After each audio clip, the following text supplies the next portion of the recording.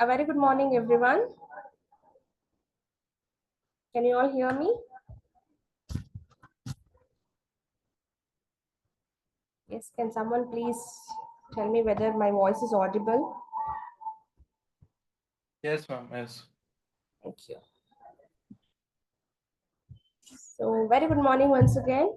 A hearty welcome to you all for the second day of our fast track coaching classes for Karnataka PGCET 2024. And today, as all of you know, we are going to have two sessions. One is about the English language and the other one is about the general knowledge. So to take up this English language class, we have Professor Aradhana amongst us. So on behalf of AIMIT, our director and principal and the faculty members, I welcome Professor Aradhana to the session. Professor Aradhana, you're there? Yes, ma'am. Yes. So let me give you a brief introduction of Professor Aradhana. So she has done her MA in English Literature, BA in Journalism, English and Psychology. So she has more than 5 years of experience in teaching as well as training the PGCET candidates, and she has worked for many organizations, and she has contributed to the research area by attending conferences, seminars, workshops and the FDPs. So she is a trainer for PGCET coaching classes, so where madam will be explaining you about the important aspects that are to be concentrated in the subject of English for the PGCET examination. So with this note, I welcome Aradhana to the session once again. So over to you, Aradhana. You can take over the session. Thank you, ma'am. Hello, everyone. Good morning. It's a very beautiful day. I know it's a little gloomy, but we can't let this put our spirit down for some learning session today. Well, I'll be just taking you through the English section for today, whatever the PGCET aims to cater and ask you about in English subject. So without any further delay, let me directly go on to the main topic. Okay, in the PGCET examination, we will be having the first section itself from the English part, and the number of questions that they aim to ask is 25. Earlier, it used to be just for 15 marks. From the past 2 years, they have changed it to 25 marks. So each question will be carrying 1 mark to you.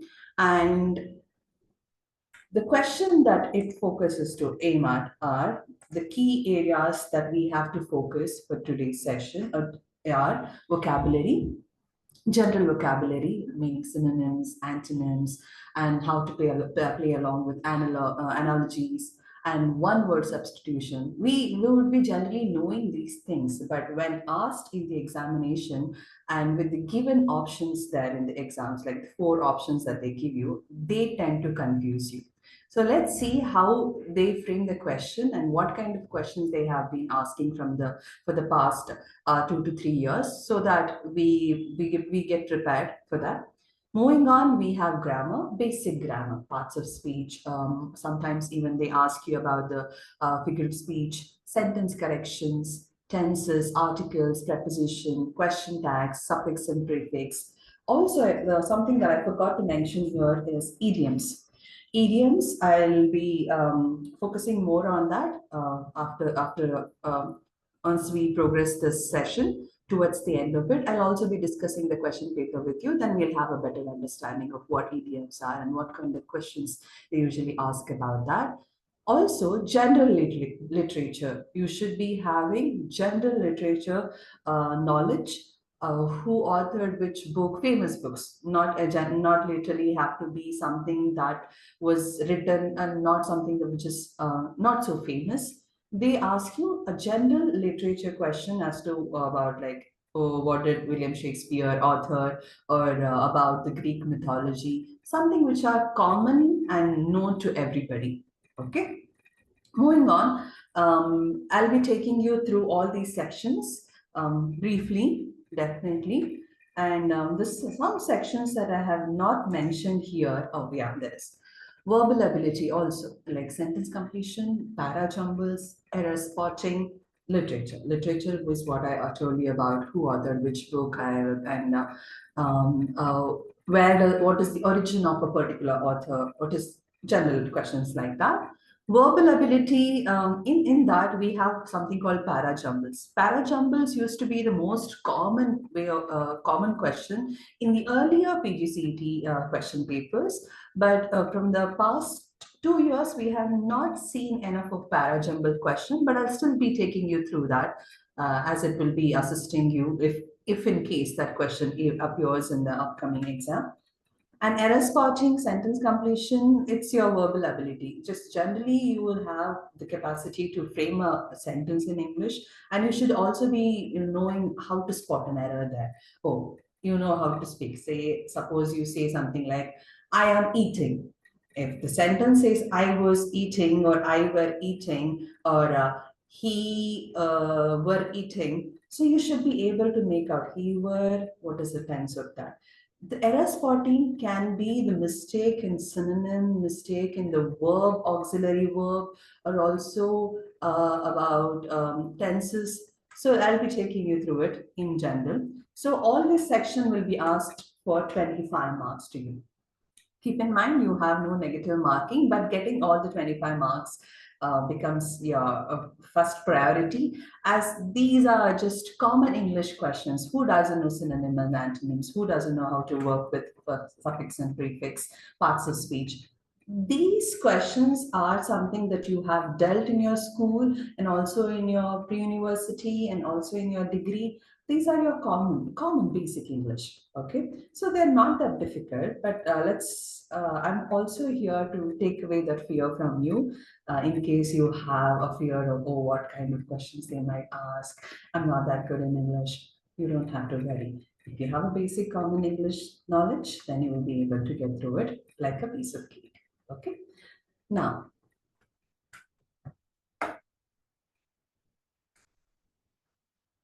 so I'll be starting with synonym and antonym, something which is very basic for you all. Okay. Synonym and antonyms.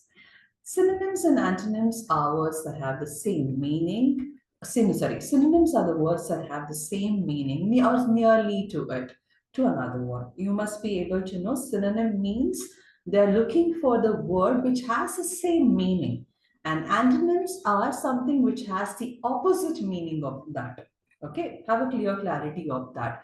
So, for example, I've given you a few questions here. Like, select the synonym for the word bride, meaning you have to choose from the given option which has a similar meaning to the word bride. Synonym meaning, look for the same word meaning there. Options are dull, shiny, dark, and dim. First, let us start by eliminating the wrong answers. Okay. Dull. Do you think bright has to do anything with dull? Does it have the same meaning? No. Shiny? Yes. Dark? Definitely not. Dim? Complete opposite. So the answer is shiny. Similarly, the antonym is the opposite of the given word. Okay. These are just rough examples that I have framed here for you, but towards the end of the session, when we are going through a couple of question papers, you'll have a better understanding how the synonym and antonym questions are usually framed. Sometimes they give you a sentence, and in that sentence, they will ask, they might underline a given word, and they ask you for the underlined word, can you choose the right antonym or the synonym? You have to go by that. Okay, let's deal this with the second question here. Select the antonym for the word kind. Antonym meaning opposite, which has the opposite meaning. So kind, let's eliminate the options here. Cruel, opposite, yes, we'll keep it aside. Let's go through the other options. Gentle, same meaning, that's not the answer. Compassionate, yes, same meaning. Nice, almost the same. So the answer has to be cruel here. Okay, so cruel is the right answer in case of antonym for the word kind, and for the bright, shiny would be the right answer if you're looking for a synonym. Okay, this is simple.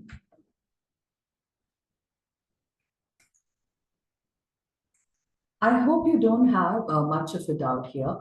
One way to improve your synonym and antonym skill is to Expand your vocabulary by reading lots of books, listening to English podcasts or news or movies in general. What happens with us is when we are watching a movie, we mainly focus on the subtitles. We are more than looking, rather than looking at the actors, rather than looking at the actors saying the dialogue, we are focusing only on the subtitles. Okay, because we are not used to that slang, but you can watch some of the English news readers, how they speak, or reading in general, reading newspapers or reading magazines or any kind of fictional or any novels in general. So, reading has a great benefit of improving your vocabulary. When you have a good vocabulary, synonym and antonym will be again a piece of cake for you. Okay. But expect slightly difficult way of questions in the PGCET. This is just a very simple way I have given you here. Simple question that I've given you.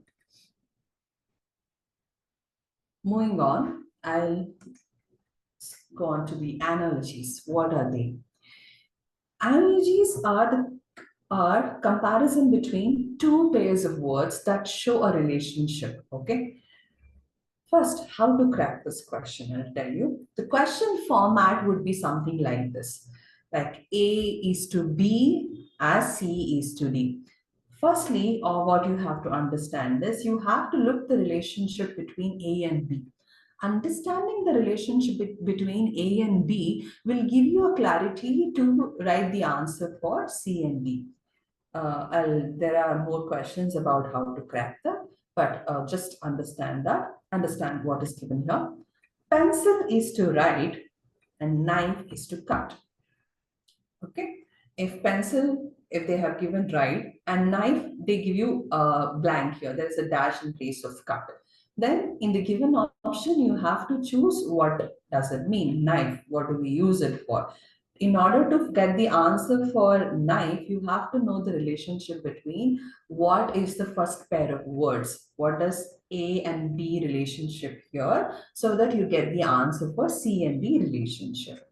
Okay. Analogies are a simple. You can expect these kind of questions in most of the competitive examination like JIPMA, BITSAT, all of it. And this has become one of the integral part also in analogies.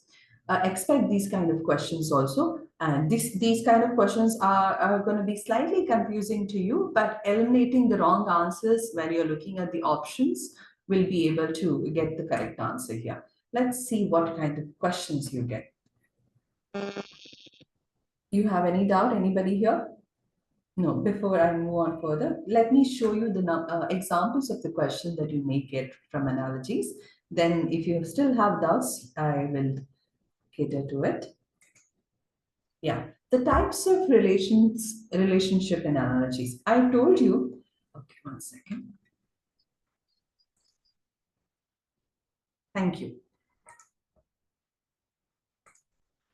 There are no doubts. Types of relationship. I told you analogies, you have to look for the relationship between the two words. So then you get the answer for the second relationship. Okay, the types of relationship that you might get in analogies questions are synonym relationship, antonym relationship, part of whole relationship, cause and effect relationship, and function relationship.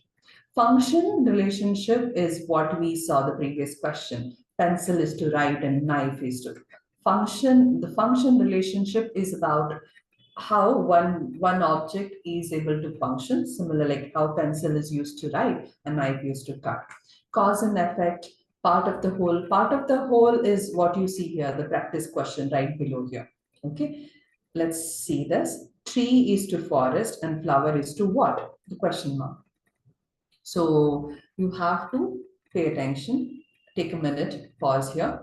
Firstly, what you have to see here is tree, they have given the relationship to the forest. They have taken the larger thing as an example. Okay, keep that in mind, something which is vast. They could have said tree, furniture, tree, garden, tree, banana. Look at the relationship that they have done here. Tree, forest. That is the relationship, something which is larger. So for the flower, the relationship that you should look here should be also in a larger scale. Okay, flower. Let's see what the flower answer should be. Or flower is to petal. Mostly people might think, okay, flower is petal. Let me put that. That's wrong. Garden, slightly closer to what you're thinking. Grass, definitely not. Bouquet, again, somewhere closer to it. Bouquet and petal are something that will confuse you most of the time when it is flower. Okay, but you have to choose garden. Like I told you, you have to understand the relationship between the first pair of words, that is the tree and forest. These are the first pair. Understanding these two words relationship, you'll be able to get an answer for flower here. Okay. See, the answer is garden, larger scale. Bouquet would have been a correct answer, but given the relationship here is not a smaller scale, but a larger scale. Petal, not. If the tree is to branch or tree is to leaf, then you should have chosen flower is to petal. Okay. So you have to understand the relationship. So synonym relationship, antonym relationship is something very similar to what I just told. Understanding the relationship, what they're trying to show in the first pair, that is between tree and forest, okay, will be able to get you the answer for the second pair. Most commonly asked kind of question. These are like reasoning English, we can consider it as.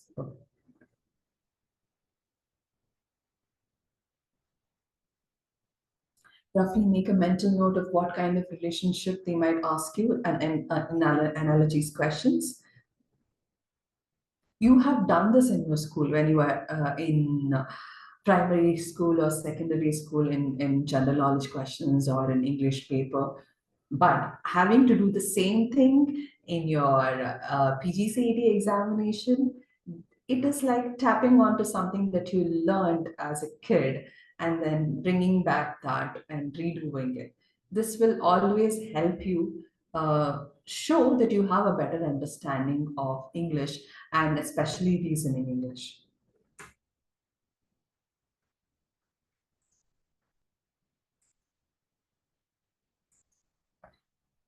If you have no doubts here, I shall move on to the next thing, that is one word substitution. Wait a second. Garden. Yes, so Ritu has given the right answer here. Good job, Ritu.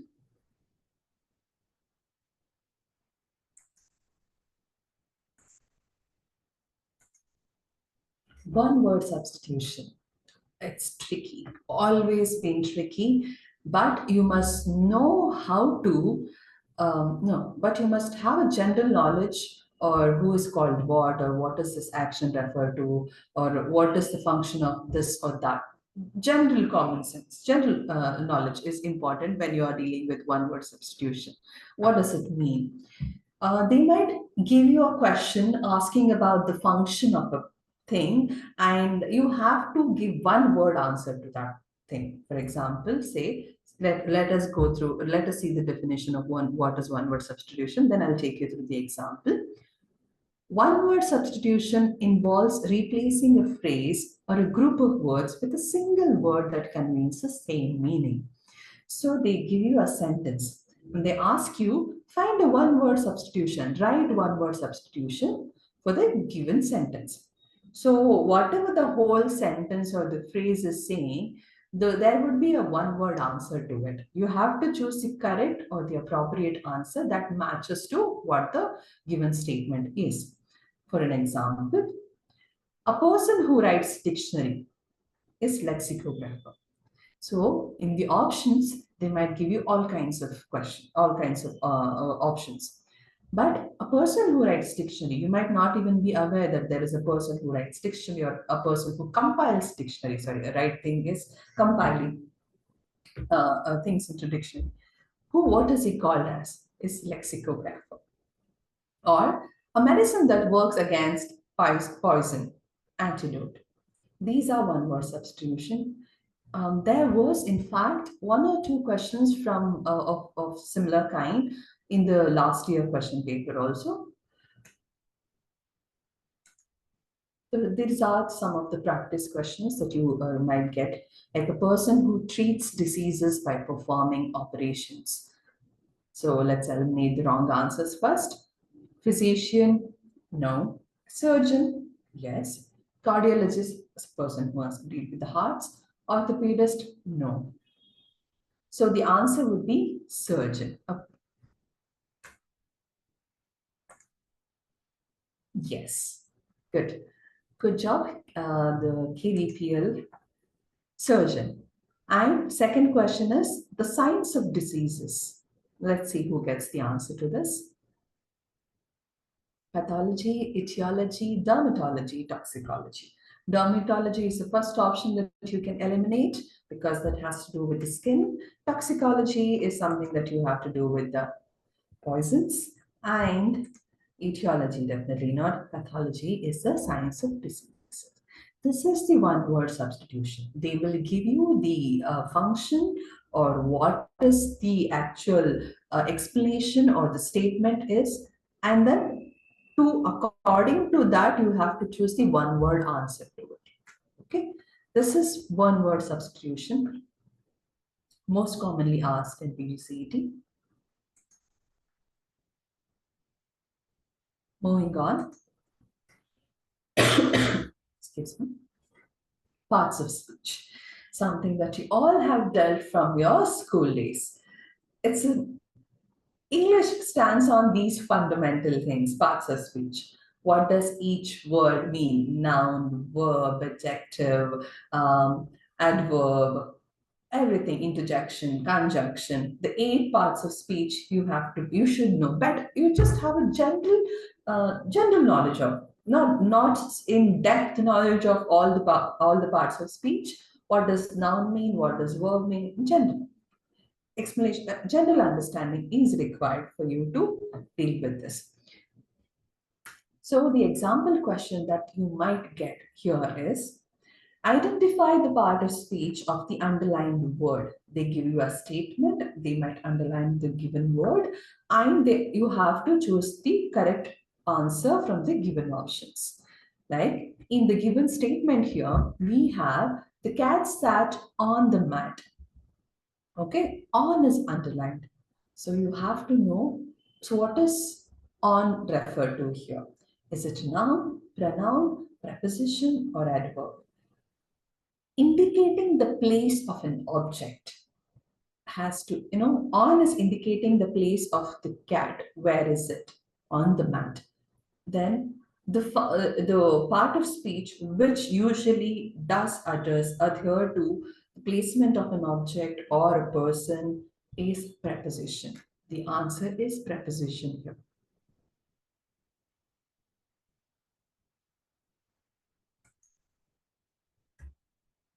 Next, select the correct part of speech for the underlined word.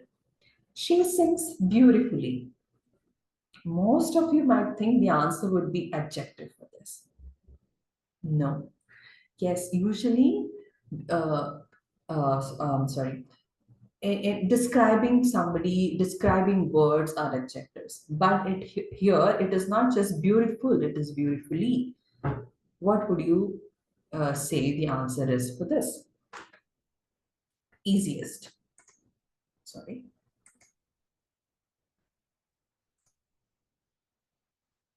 Can you guess the answer for this? The second one?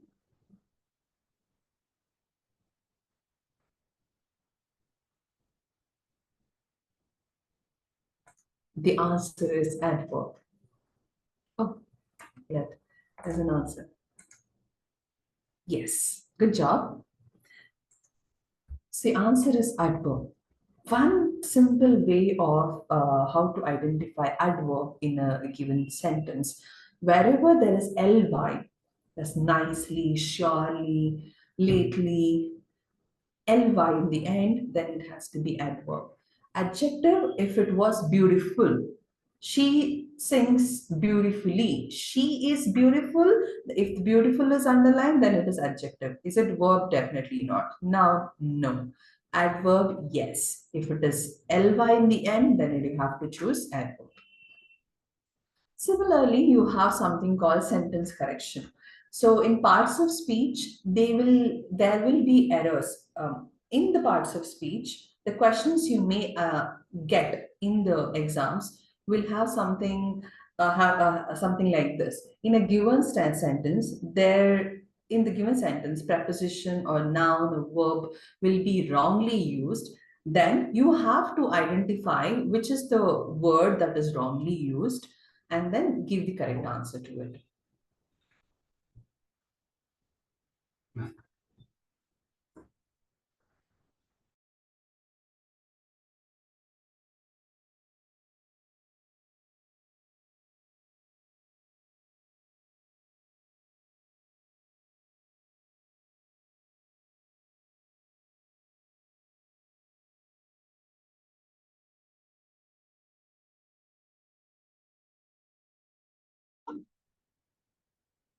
I'm already getting the answers for the second one also. That's good. That's good. Most of you are good in English. That shows. Well, before checking the chat box, I'll ask you to give me the answer randomly. Is it okay with you all? Yeah. Sentence correction. So, in a given sentence, like I said, they will purposefully give a certain words wrongly. They might just in the question that you see here, he's good in playing chess. So it shouldn't be good in. You know, the answer is good at. Like most of you have given the answers to me. Yeah, that's very good. So these are some of the questions. In parts of speech, through sentence correction category, you may get in the PGCET. पढ़ाई Yes. को Sai Krishna, please.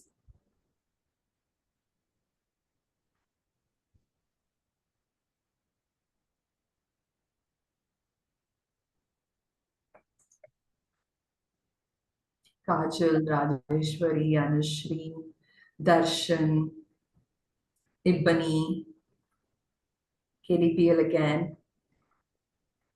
All of you have given the right answer. That's good.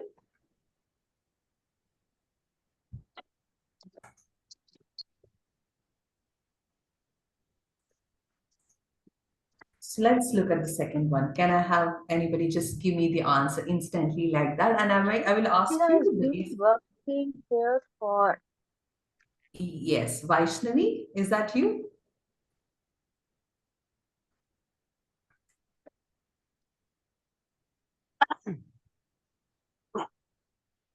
Okay.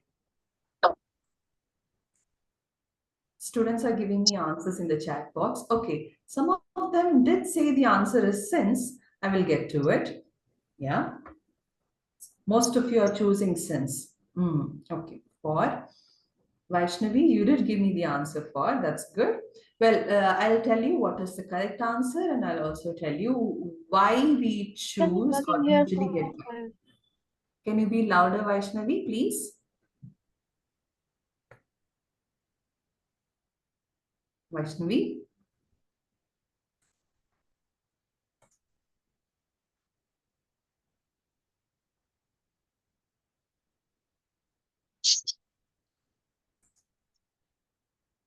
Manusha, good job. Well, select the option that best completes the sentence. She has been working here dash 5 years. So most of you chose since and some of you chose for. Oh, there we have Pratiksha choosing from. Okay. I'll tell you why it is not the options that you just told me. Since, okay, I'll get to it. Wait. You can just speak also. Speak to me directly if you have questions after I explain you why it is not that. Can anybody tell me why it is since? Why did you pick since? Sai Krishna?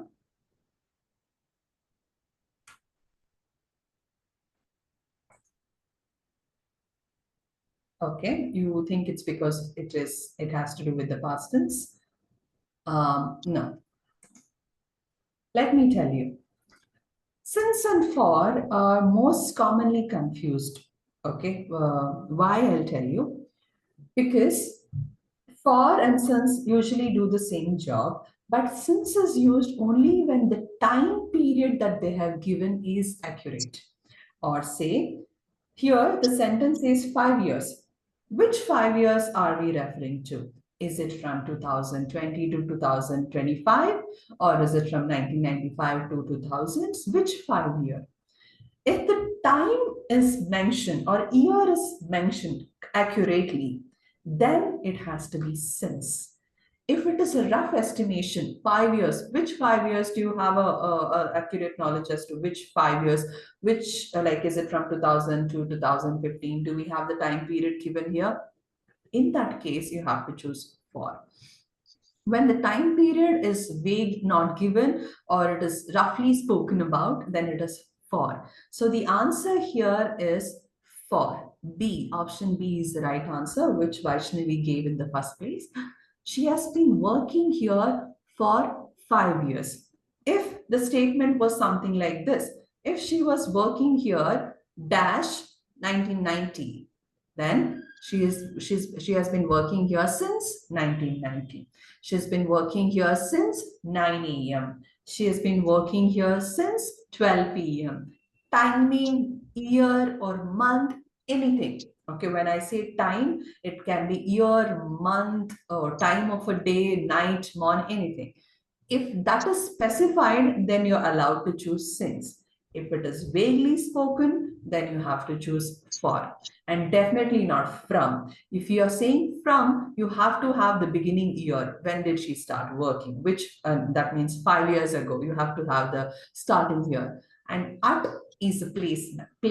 If the place was given where she's working, or the city, then you may say at. But the statement here is not looking for the preposition. It's looking for place preposition, but it is looking for. That is for 5 years. Good job. Most of you did give me the correct answer. If in case you had a confusion here as to why since is not a correct answer, then I think you have understood. Only if the time period is given, which year or time specifically, okay, only then you can use since. If they mention, okay, there is a question from Ibni here. If they mention morning, what we need to use, ma'am? Yeah. Oh, yes, you want me to mark the answers? Yes, I'll be doing it. Thank you. Okay, if you have, I believe some of you have not been able to hear me clearly. My words are not clearly audible. Well, in that case, I'll be marking the answers for you.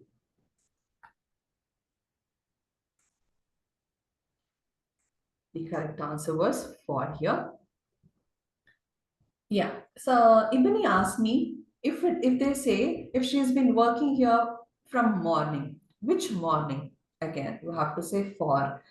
If the time is given 9 a.m., 10 a.m., or night, which time, then you can use since. Okay. If the specific time is given only, then you can use since. If it is roughly spoken, then you can't use since then. Okay. I hope I've cleared Ibani's doubt here. Can we move on to the next thing? Error spotting. Something. Sentence correction, error spotting does the same thing.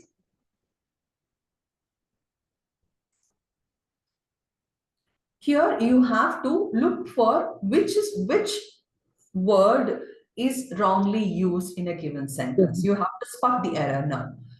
In the previous question, sentence correction, you had to choose the correct answer for that given statement. Whereas for the error spotting, the statement itself is wrong. There is something wrong in the statement. And you have to choose which word or which part of the given sentence is wrong here. So spot the error. The play is that. So identify the part of the sentence that has an error. He go to the market every day. Can I have the answers from you all? Yes.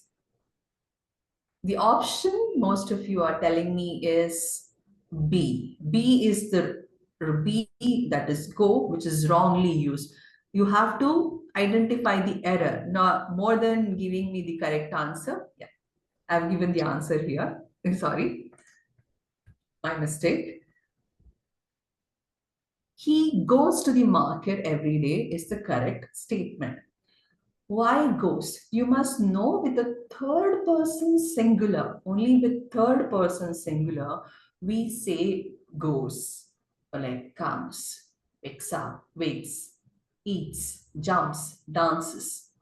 If it was I, okay, if the subject was I, then you have to say, I go to the market every day. Then the statement is correct. In here, it is he. Here it is he. He goes, in here it has to be goes to the market. So here go is the error in the given statement. So answer is B.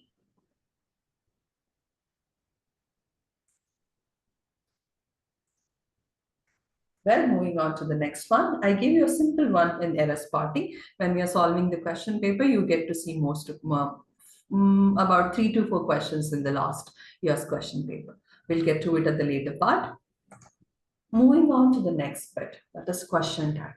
Question tags, most of you know how to work with it. Most of you use it, but when it is asked in the examination, you don't give the right answer. Okay, what is it? Question tag is just a combination of 2 words. It's just a small phrase, 2 words only, that is tagged on to the main sentence. Okay, it is not a question itself as a whole sentence. Question tag is not a whole question like a sentence. It is a combination of just 2 words tagged along to the main sentence, like the one you can see at the bottom here. Rekha was going in the bus. Wasn't she? Whatever I've underlined here is question tag. They will give you the statement. Rekha was going in the bus. Choose the correct question tag from the given options. Okay, you have to choose. Firstly, what you have to identify when you're dealing with question tag is you have to make out whether the statement is positive or negative. The given statement here, what you see here is Rekha was going in the bus is the statement, right? Rekha was going in the bus is a positive statement. And if the statement is positive, then the question tag that you put for that will be negative, just like the one you see here. Sorry, mistake.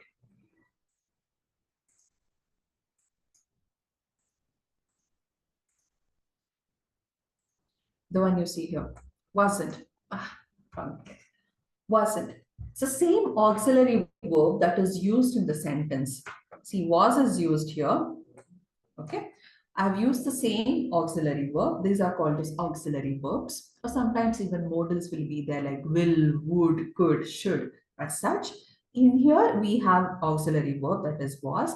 You have to change the basic sentence auxiliary verb into negative. Okay. Was will become wasn't. And Rekha, her gender is she. Appropriate pronoun should be used. Here, she is used. I cannot say wasn't Rekha. No, wasn't she? Should be is the correct way of answering. Look at the second part here. They mirror the auxiliary verb or modal verb from the statement, and the pronoun refers to the subject of the statement. Okay, always make sure you're mirroring the auxiliary verb. Auxiliary verb or modal is usually used right next to the subject. This is the auxiliary verb. Was is the auxiliary verb. So you have to mirror it, make it opposite. So wasn't. Rekha is the pronoun. Rekha's pronoun is she. Okay, wasn't she? And putting the question mark, ending with the question mark is compulsory. You will have it anyway in the options given there. Okay, let's see what kind of questions they may usually ask you about the question tags. Well, examples of question tags. I told you positive statement and negative statement. Well, first you have to understand, ma'am, how will you make out what is negative in a statement? If anything that is related to no, not, never, don't, can't, related to no is not used, then the statement is positive. Just like the one given here. You are coming. You are coming. Just this part of the statement is positive. See, just this part of the statement is positive. So are is the auxiliary verb. Here are is the auxiliary verb. And you have to convert that, change it, revert it into negative in order to find your correct question tag. Then if the statement is positive, your question tag will be negative. R will become aren't, U is the same. Okay, as you see here. Simple. If the statement is negative, then the question tag should be in positive. Just like the one you see here. They haven't arrived, sorry.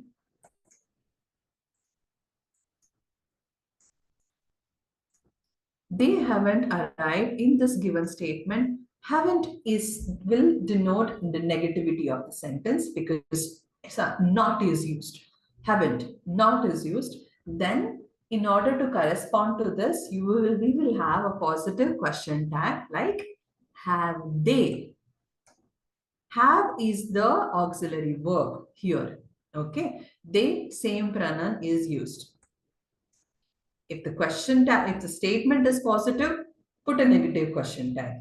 If the statement is negative, put the positive question tag. Okay.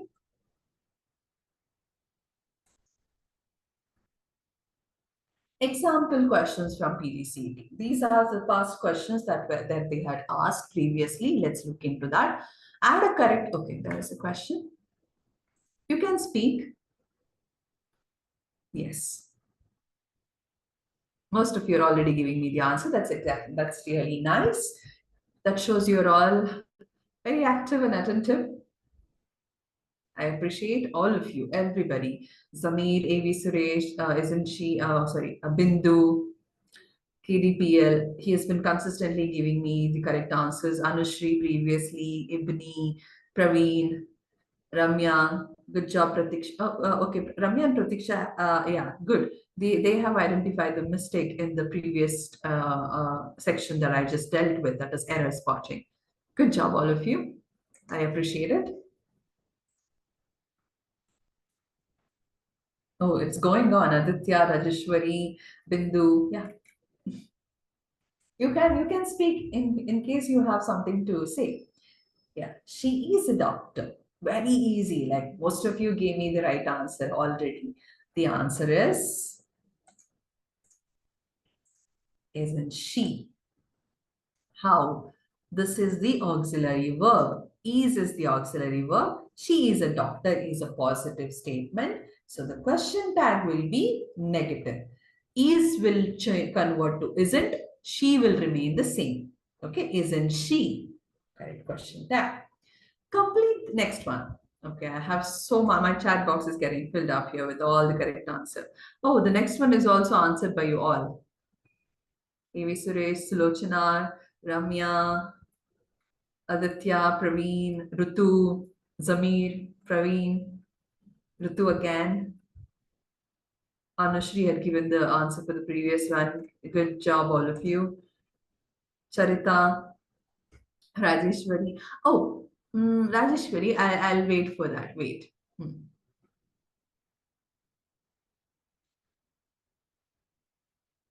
Well, complete the sentence with the question tag. You will help me.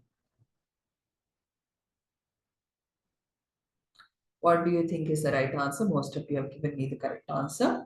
So here, the tricky part is, will is the modal. Okay.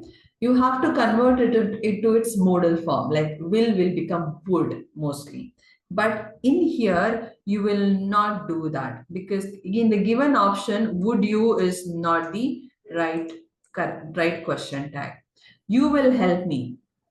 Answer would be, won't you? Okay. Will is an action. Want is the opposite of that. Okay. You will remain the same. You will help me, won't you? The same way. You speak. You know how to use it correctly when you're speaking, when it is in the speaking form. But when you see it as a question, that confuses you. But easiest way to make out is look for the negative question tag in the options. Will you? No. First option is definitely not the right answer. Second, B, we'll keep it aside. Will not you? The statement itself is not correct. Will not you? No. Lastly, D, would you? Again, the only negative statement that would appropriately fit into the sentence has to be option B. That is, won't you? This is the right answer. Okay, let me erase the other wrong options. Okay, won't you is the right answer. Wouldn't you? Huh? You will help me, wouldn't you? If there is an option, if in the given option, won't is not given, wouldn't is given, then you may choose that. Okay. In here, with all the given option, won't you is the only option that would fit in here. Yes, you can. Will's modal form would can also fit in here, but in the given form, we don't have it. If both would and wouldn't is given, there is a trick part. They won't usually. They will not confuse you like that. But you will help me, won't you? Wouldn't you? Both are correct. But giving two correct answers, they will not lead you to a downhill like that. They will give you only correct options. That is either won't you would be there or wouldn't you would be there. You would help me, wouldn't you? That is even more appropriate. You will help me, won't you? Even more, that is also correct. But won't you, would you, if that is given, you can both will not be given in the options. Yeah, that is the doubt you people are having here.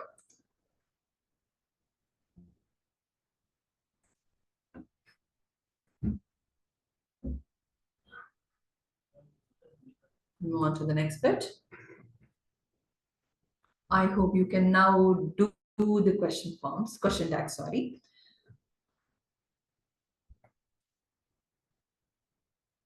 Now, another way of question tag question that appears in PGCET is something you have to identify the errors that they have already given in the question tag. Okay, just like the error spotting I just showed you in the previous section.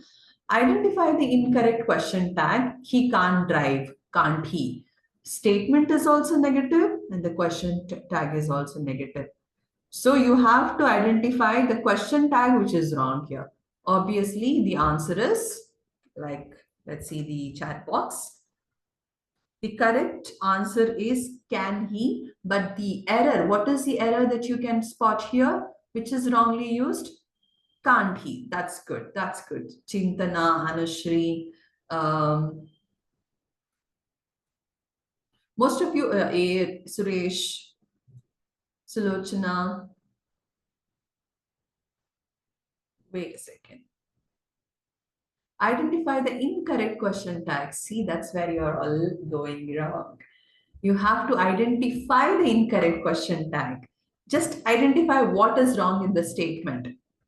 A is the correct answer. Yes, the right answer for that is B. But what is wrong in this given sentence is can't he is the wrong thing.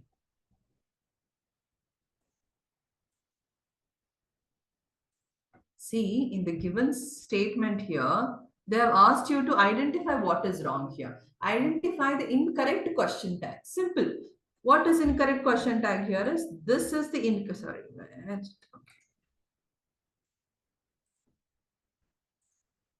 Incorrect question tag is just can't he. The option answer is A. The correct form is can he. If the question is identify the incorrect, replace it with the correct form of question tag, then in that case you have to choose option B. But here the question is identify just the wrong question tag.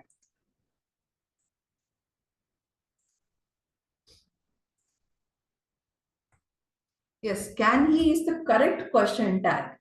But all your job here is to just identify the wrong one. Like most of you did correct your wrong answers eventually. A. Yeah, good job, good job. Most of you. Haven't they? Where is haven't they? No, wait a second. Oh, you're giving me the answer for the second one also. Thank you. Mhm.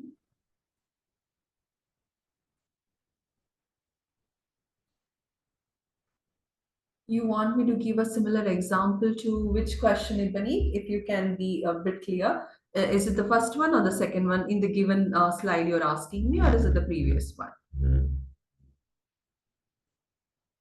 First one. Okay. So basically, what you have to make out here is making sure that the vice versa of positive and negative are playing along. If that is not in sync, if they're giving two positive things, like the statement is also positive and the question tag is also positive, then you have to identify the wrong question tag and put it mark that as an answer. Same way, negative statement, negative question tag, question tag is the right answer here. But sometimes if they give you a different model altogether, models are sometimes slightly confusing to most of you, but play along will definitely turn into wood. And tense also. Suppose he can't drive. They can't drive, can't they? Can't they would have been the wrong answer. Um, I can eat. Can I? No, I can eat. Can I? Are similar to it. Let's leave can and can't. Something. Let's do play along with other different auxiliary verbs. Can you give me some throw in the chat box? Can you all throw in questions like that?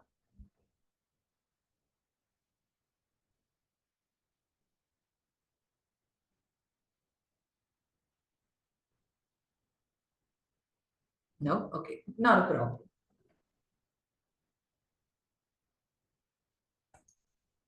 Some if Ibani, in case if the statement was something like this, he can't drive, and the question tag they haven't put is isn't he, then you have to choose the option C itself. But why do they give you something very similar to the given model here is because they want to confuse you. They want to confuse you. Most of the students, oh, they think, oh, can't, this has to be the correct answer. Oh, let me change it here, can't he. Similarly, just the way you went wrong in choosing the right answer directly, this is the correct question tag, but all you had to do was identify the incorrect one. She is a doctor, isn't she? Yes, Praveen, good. She is your sister. Is she? Oh, yes. Good job. Anushri, you have framed a statement and given a wrong question tag to it. Yeah, something that we are dealing with here, like identifying the error. In this case, is she is the wrong question tag.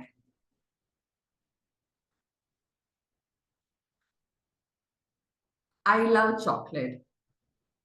Won't I? He can't walk. Can't he? Can't he? Can't be the can't he is the wrong question tag. Yes, good job, Ramya. Praveen has given the right statement. Bindu just posed a question, gave a statement. I love chocolate. Wouldn't I? Sorry, won't I? Because won't has the negativity in it.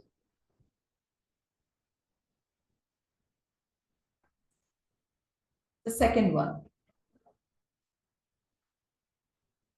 Choose the correct question tag. Most of you gave me the right answer already. Now here, what you missed in the first question, what you ended up doing in the first question is a job you have to do for the second statement here. You have to replace it with the correct question tag. Choose the correct question tag. They have finished their work. The answers were already up here by most of you, haven't they? Haven't they? Good job, Swati, Sinchana, Ipini again, Ramya. Ah, Praveen has given another one. You will pass the exam, won't you? Good job.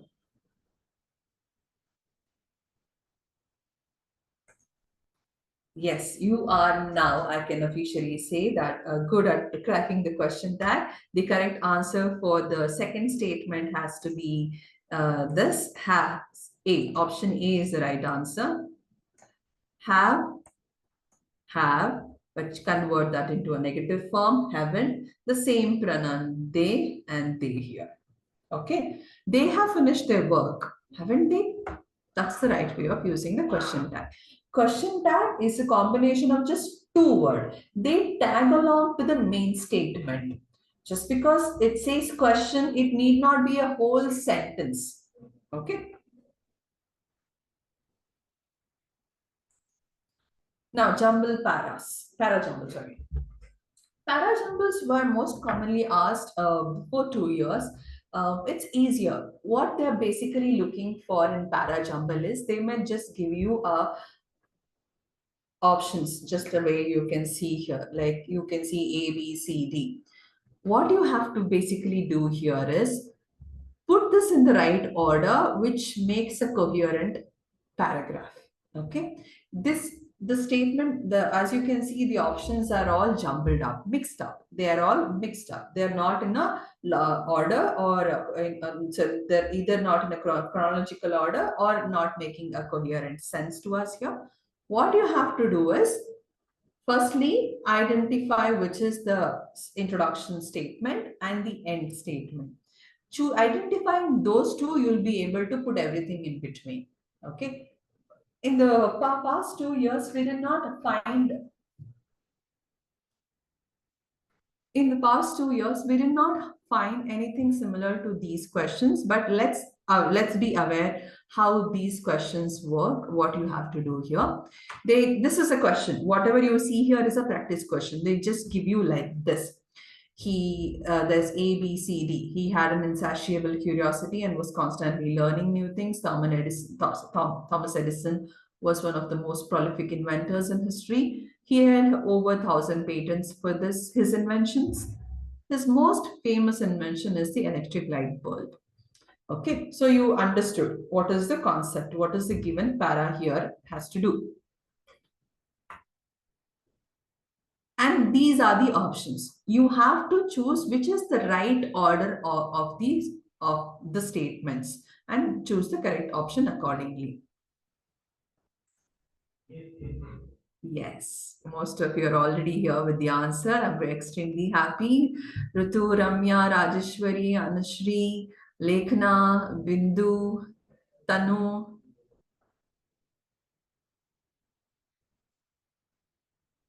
Good job. Pratiksha, just recheck your answer once again. A, B, C, D. You've just given me the option A. You've given this as the option. A, B, C, A is the option. Take your time. Take your time. Some of them are still giving me the wrong answer here and there. There's a tiny confusion here. That's all. I'll tell you what you have to do. Identify the introduction statement. What do you think should be the introduction statement? Stating the name of the scientist. Option B. Thomas Edison was one of the most prolific inventors in history. So this will be the first statement. B will be the first statement. Moving on.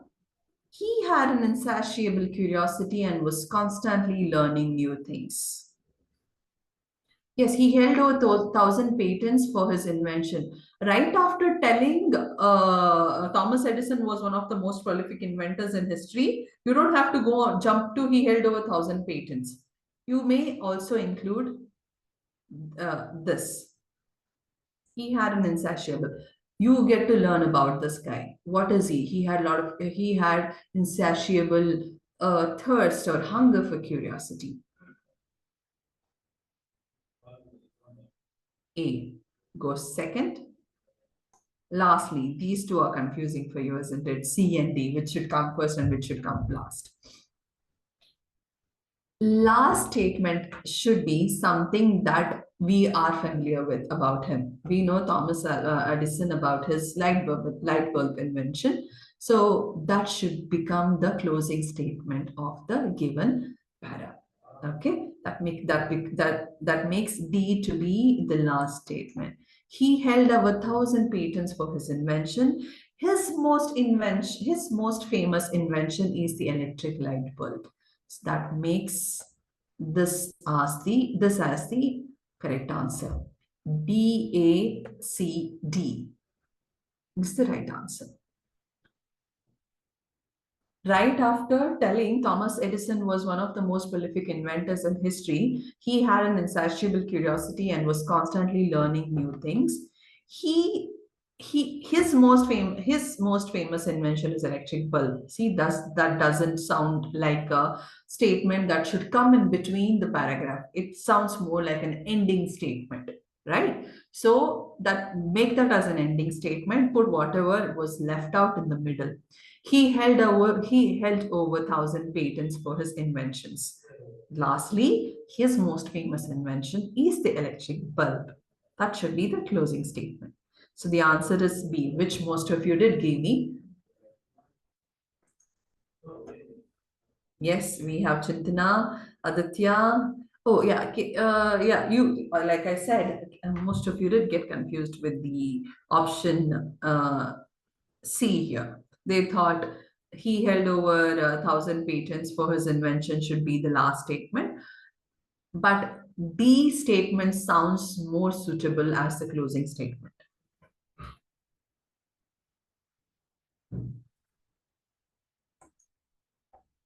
Sometimes they give you events. Sometimes they give you an structure of the event. So you have to put that in a chronological order, what comes first and what goes at the last. Or sometimes they even give you a situation that has occurred and you have to put that in a proper coherent manner. These are the ways in which para jumbles work. So let's hope in case it appears, there will be just one or two questions about it. That's it, not more than that.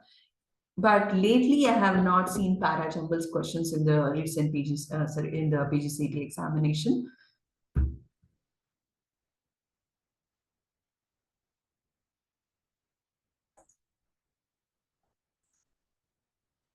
Prefix and suffix, the most easiest, but still you end up confusing it. And the questions that come in PGCET are slightly, a tad bit confusing than the examples that I've shown here, which to which we'll deal with the end at the end of it.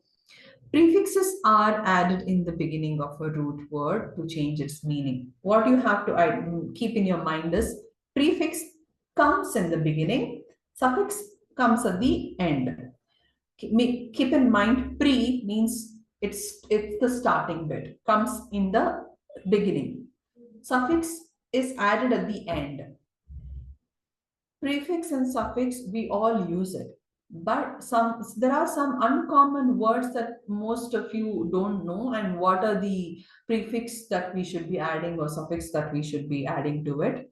But in order to improve that, like I said, you have to expand your vocabulary by reading lots of books and listening to a lot of English language being spoken.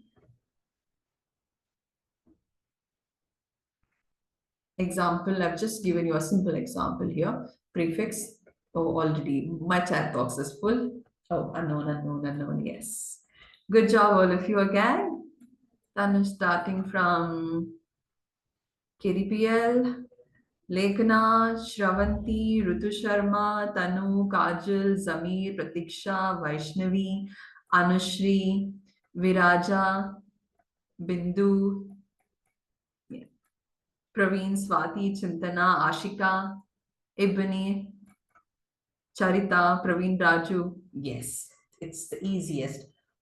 Prefix are the combination of word that come in the beginning of the word. So you have to choose the correct prefix for the given word here. That has to be unknown. Okay. Renown, no. Pre-known, definitely not. Disknown, you have not heard of a word like that. So the answer has to be unknown. Choose the correct suffix to complete the word. The is repeatedly used here. I'll sketch that.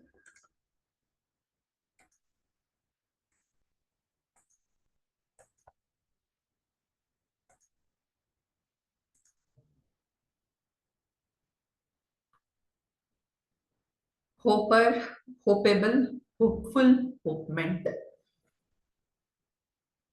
Obviously, the answer, like you're all giving me here.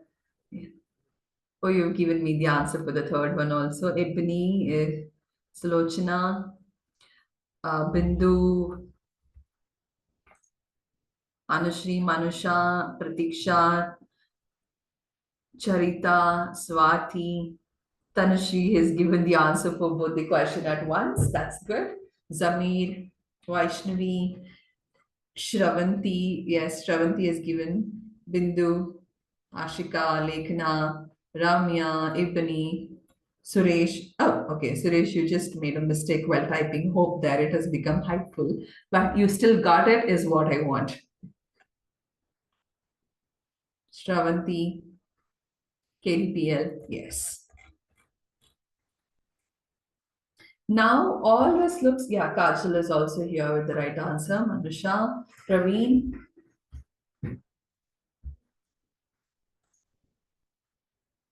But pay attention to the question when you're reading it. What are they looking for is the key part, whether it is the suffix or the prefix that they're looking.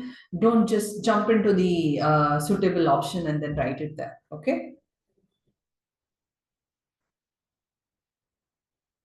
Choose the correct prefix to complete the word, which you have already done. Most of you have already given me the answer. The movie was dash rated. So it is prefix. It's looking for the word that comes in the beginning of this given word. Rated. Unrated, pre-rated, overrated, disrated. Unrated, no. Pre-rated, there is not a word like that. Disrated, similar. We don't have a word like that. Overrated. Okay, that's the right answer. Sulochana, Aditya, yeah, good job. Yes, I'm overwhelmed by all of your responses here. Ninjana, Biradar, good, good. Ninganna, sorry. The answer for the given statement is overrated. And the answer for the first one is hopeful. It's with single L. Okay. Hopeful is always with FUL, not double L. Don't think, okay, there are no two L's here, then this is also not correct. I think it has to be hopeable, hope meant. Don't. Don't go looking for something that is the definite wrong answer. Go with something that you what your instinct says in the beginning, that is hopeful. If you think too much, then you'll start looking for mistakes in it. Yeah. Okay, another thing I forgot to talk about is idioms. Before I jump into the solving previous year question papers, I want to also tell you that there are questions about the idioms and question about the literature, general literature, like I said in the beginning of the session. Idioms are very much similar to what we use in our regional languages like Gade.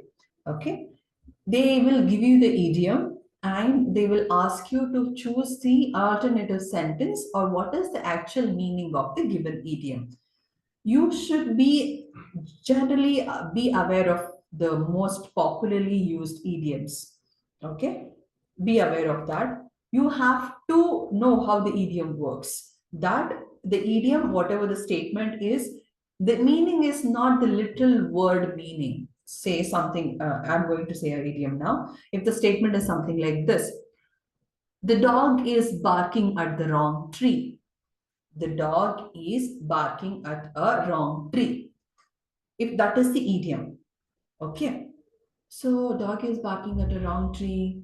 What do you think? Oh, the dog is literally standing and barking at a tree. No, that's not what it means. Read between the lines. It means that you are accusing somebody or you're just yelling or talking to somebody which has no effect. Do you think dog barking at a tree has an effect there? No, right? Do you think tree would be bothered for what the dog is to say or its loud barking? Definitely not. What is the effect there? You saying anything or you wailing or screaming anything at an object or something which is definitely showing its ineffectiveness is what you have to identify. That's how the idioms work. I'll be showing you the questions on that from the actual PGCET papers. And lastly, I told you about the literature. Please have read up something about who has authored which book, famous books. For example, like William Shakespeare or the Greek mythology or about Abdul Kalam or J.K. Rowling, who they might just ask you who wrote Harry Potter. Most of you know it's J.K. Rowling. Similarly, they will ask you what is the J.K. Rowling's origin. J.K. Rowling, we know who is J.K. Rowling. She wrote Harry Potter, but what is her origin? Where does she come from? What is her country? Okay, these are something you should also be knowing about. So I'll just give you a quick 5 minutes break before I start solving the previous year question paper. Okay, we'll be recatching in 5 to 10 minutes. Is it fine with all of you?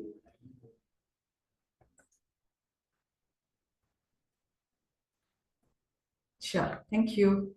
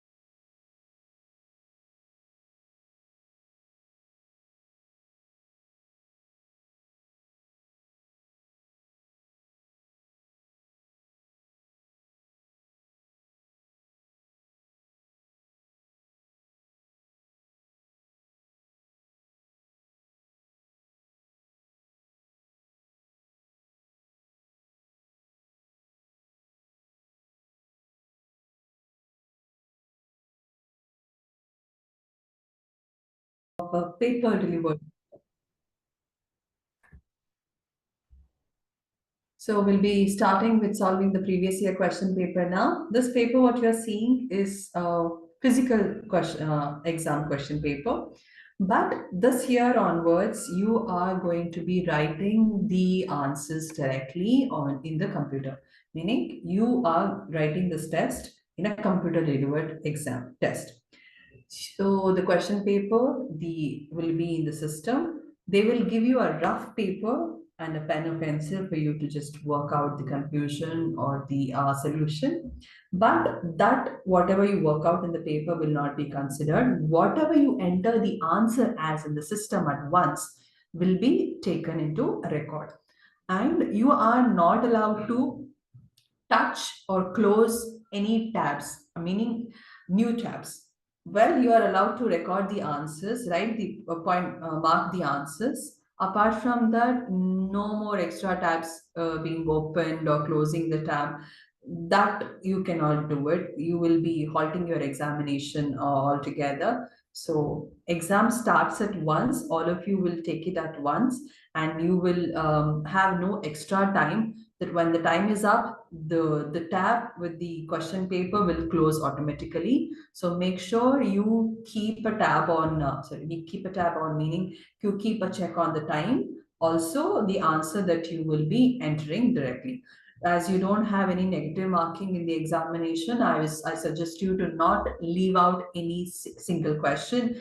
Try giving an appropriate answer by thinking of the possible solution to it.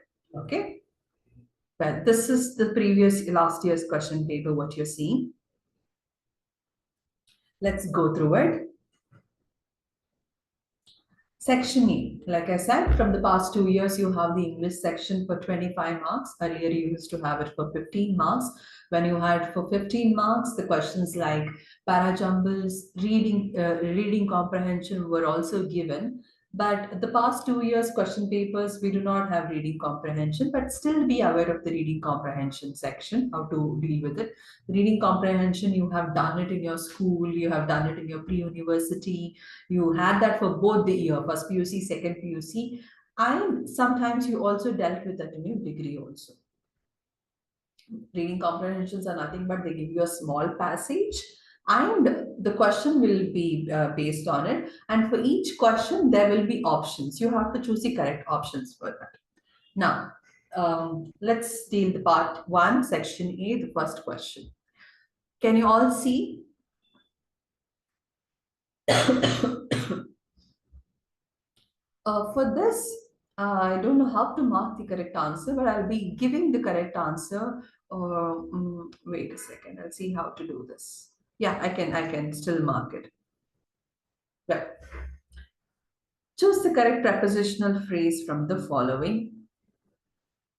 So look at the options. He begged pardon of his teacher. He begged pardon with his teacher. He begged pardon from his teacher. He begged pardon for his teacher. The question here is look for the prepositional phrase. Choose the correct prepositional phrase. What does prepositional phrase mean?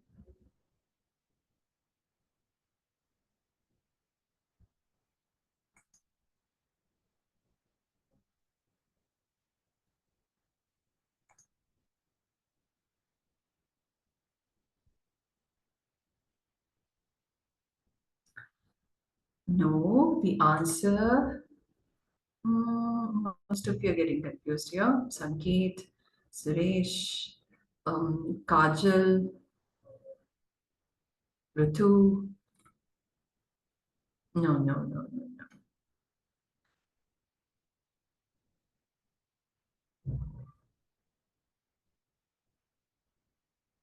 Preposition. Please look for the correct preposition.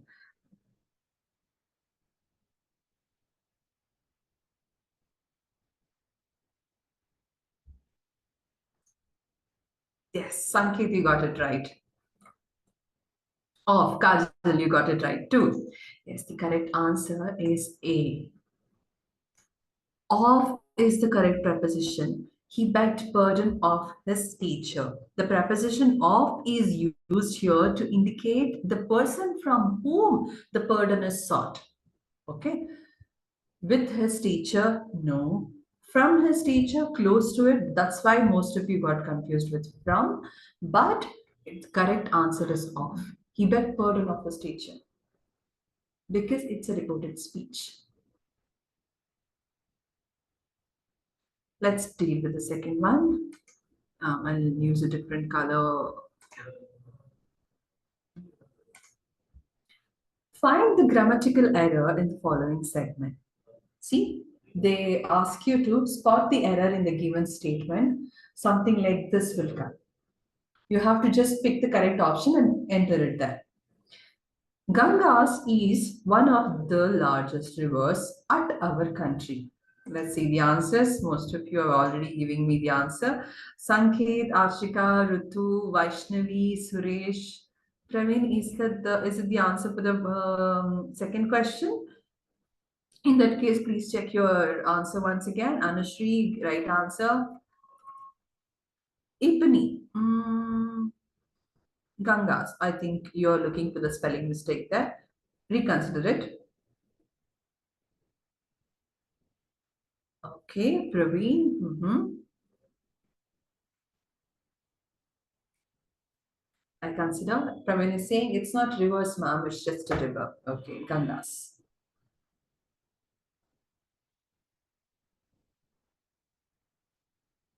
I'll answer to it. Wait. Yes.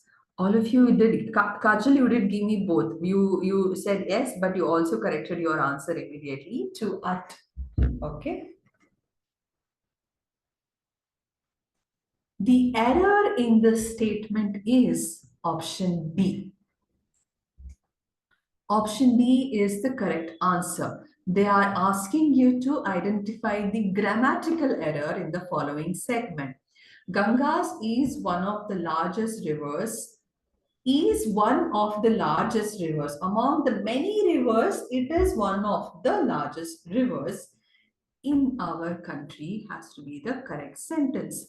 See, the grammatical error in the segment is simply the one you can pick it out instantly is at our country is wrong. Okay, so choose the D as the correct answer here. The preposition in is the should be used here instead of at. So in will indicate the location within the country correctly. This gang okay did okay. Yes, Kajal, I got it. Charita, Aditya, yes, all of you have given me the correct statement. Yeah, you know the correct answer here, it should be in our country. The correct sentence is in our country, but the answer should be D. They're asking you to just spot the error in the given segments. Excuse me. Third question. Identify the segment with grammatical error. The same thing you have to do. Take your time. I never remember to have seen a more exciting movie. Let's see how many of you get it correct.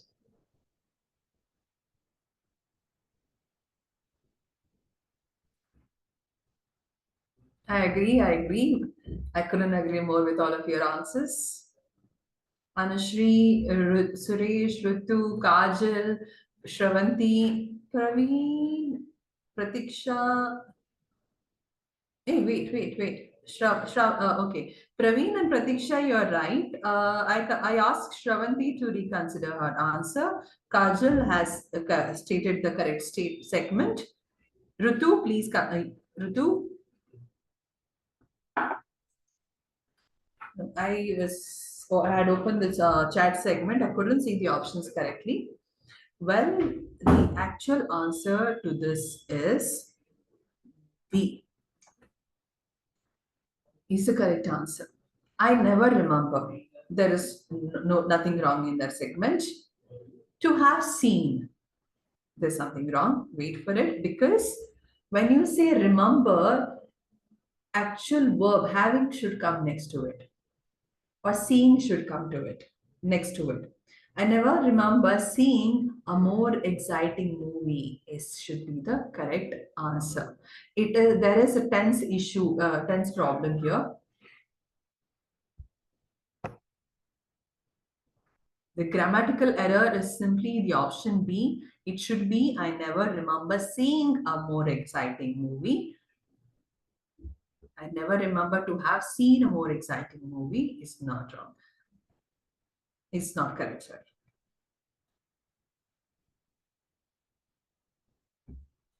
Fourth one, identify the segments with error. Again, same. Just identify the segment with errors.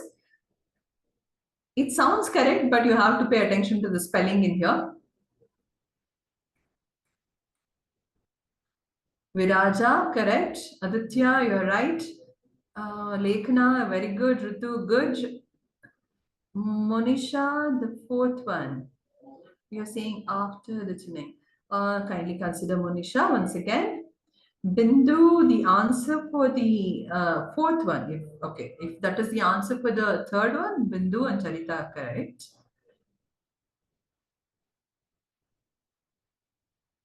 Yes, Suresh, you're right too. Pratiksha, you're right. Shravanti, you're right.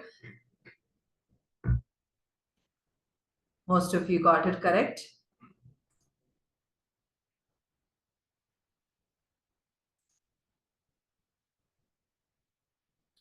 After returning from the post office, I laid down on the couch to rest. Laid is the wrong past tense of lie. Okay? It should have been I lay down.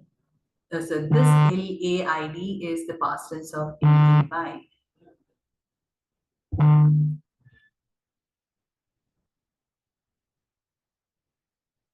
It should have been just LIE here.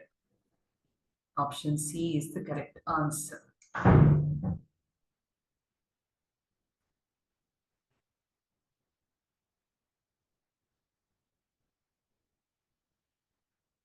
Let's look at the fifth one then. The same thing.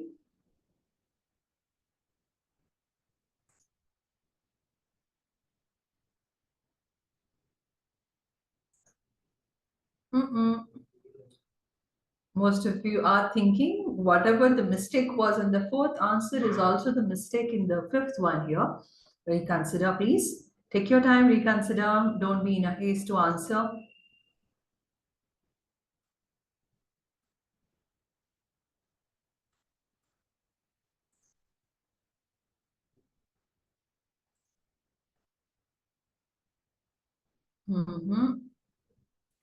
No, I haven't received 5 grace. Rakshita, sorry, I did not get what you were intending to say here. Pratiksha, got it right. The first one to get it correct. The fifth answer is, it's not grace. I'll tell you why it is not the grace question. Besides the river, he lay, correct? To take rest. No, it is just to rest.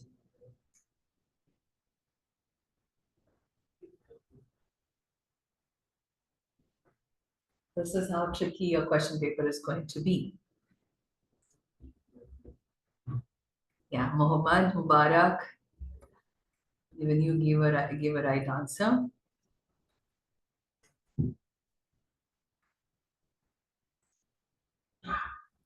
Close to it. Most of you, okay, it's okay. It's just a practice test. If you practice more, you understand how the questions usually appear in exam.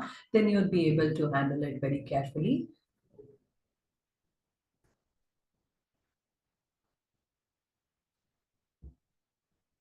Let's look at the sixth one.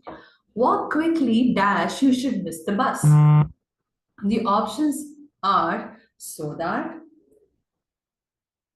so as, unless, lest.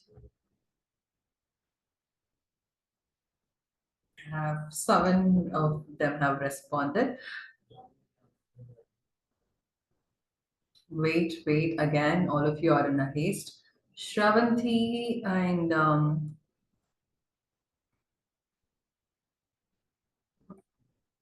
Ritu, Wait. Ritu is the only person who gave a right answer to this. And Ninkanna, sorry, even he has given the correct answer here. Rajeshwari too. Rakshita, you were confused. Rakshita, but you did end up choosing D. Yeah, there will be a confusion for you. But read out the sentence. Read out the sentence in your mind.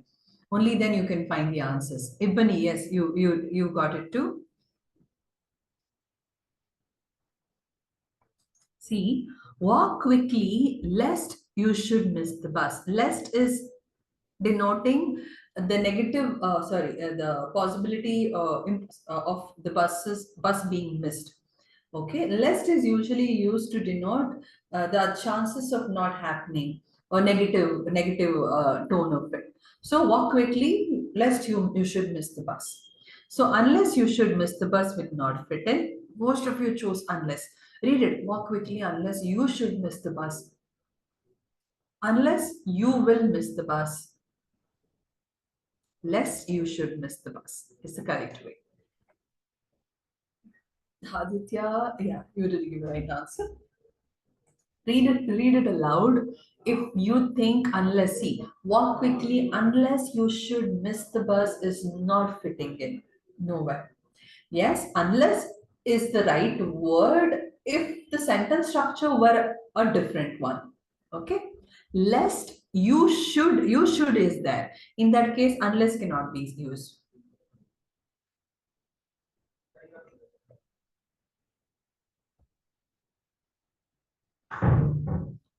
Seventh one. I'm sure people have already moved on to this.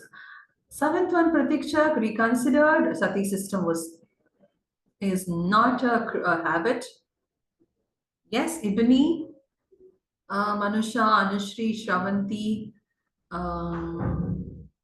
Viraja. No, I would ask you to consider it. Yeah, so many of you are responding so quickly. Again, I'm overwhelmed with all of your responses, but your attempting is what makes me most happy here. Hmm? Bindu, you're correct. It's a custom.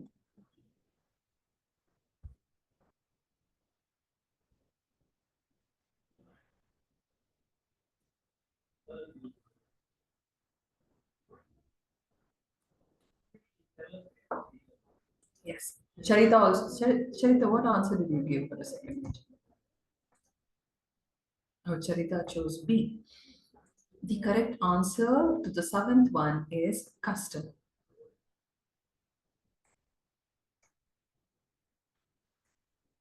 His sati historical practice, where was immolated herself on her husband's funeral pyre, was actually a social custom in some parts of India. Okay, although it could be considered as a rite and tradition, which most of you did choose tradition to be the answer here, but custom is most commonly used to describe these practices that are widespread within a particular community over a long period.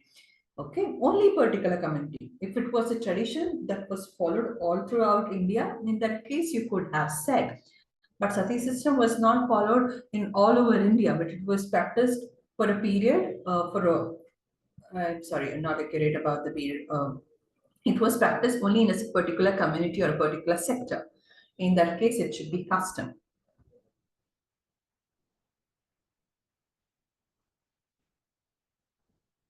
Habit is obviously inappropriate as it typically refers to an individual behavior. So C cannot be the right answer.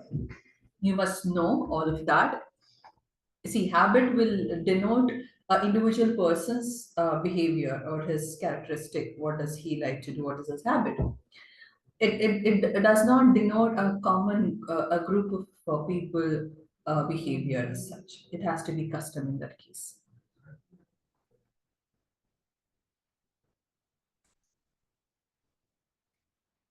Moving on to the eighth question. So this is what I talked to you about literature section, where they will ask you about who authored which book.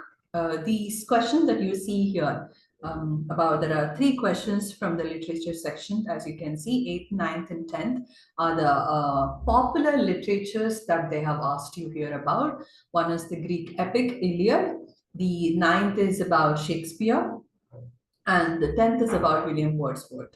So these their work or the people that is asked here are pretty famous or well known to all of us. So you shouldn't be getting these questions wrong. You should have a general awareness or knowledge about what are the popular books that were authored by these people or what are they known for, okay, in order to crack these kind of questions.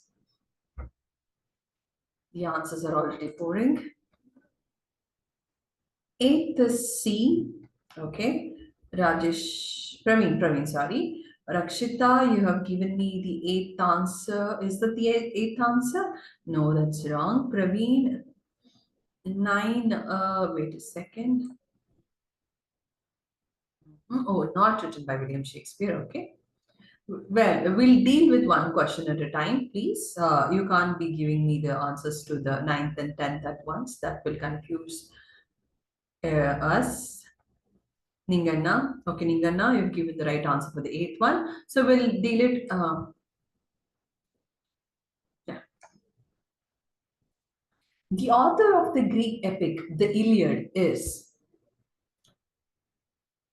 Let's eliminate the given options in case you are confused. Shakespeare, one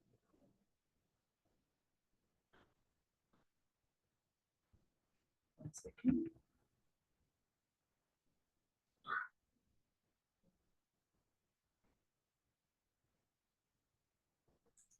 Well,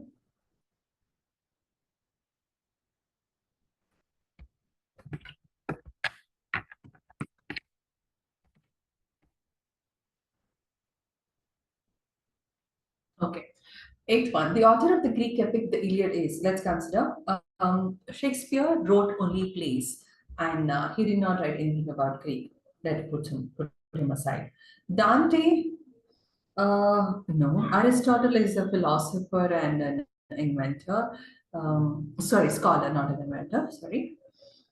Dante wrote uh, another popular play. That's definitely not him. So you might have a confusion between Homer and Dante, just in case. But most of you have already given me the correct answer here.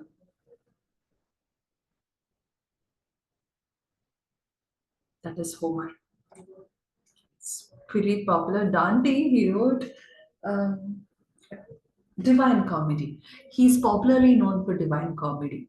Homer wrote Iliad, so it is easier for you to pick him. Ninth one, Praveen, Muhammad Mubarak, Rutu, Ningana, Praveen again. Yeah, most of you are given the right answer. It's okay. Good job. Ninth one. Which one of the following plays is not written by Shakespeare? Yes, somebody did already give a right answer back then. Ninth one, let's see who it was. Praveen, yes, it was Praveen who had given the answer at first. The answer, yes, Praveen, yeah, you're giving the answer. Ningana again. The which one of the following is not written? Pay attention to not written. It has to be option B. Okay. 12th Night, Merchant of Venice, Othello, they're all written by William Shakespeare. And this is a play. Pygmalion is written by George Bernard Shaw, and it is a play. So they've given all the plays here to confuse you, but you have to be aware of what are the works of William Shakespeare in order to get the correct answer here. Next one, 10th one, the famous English romantic poet William Wordsworth has written which among the following? The Lucy poems, sonnets, plays, and epics.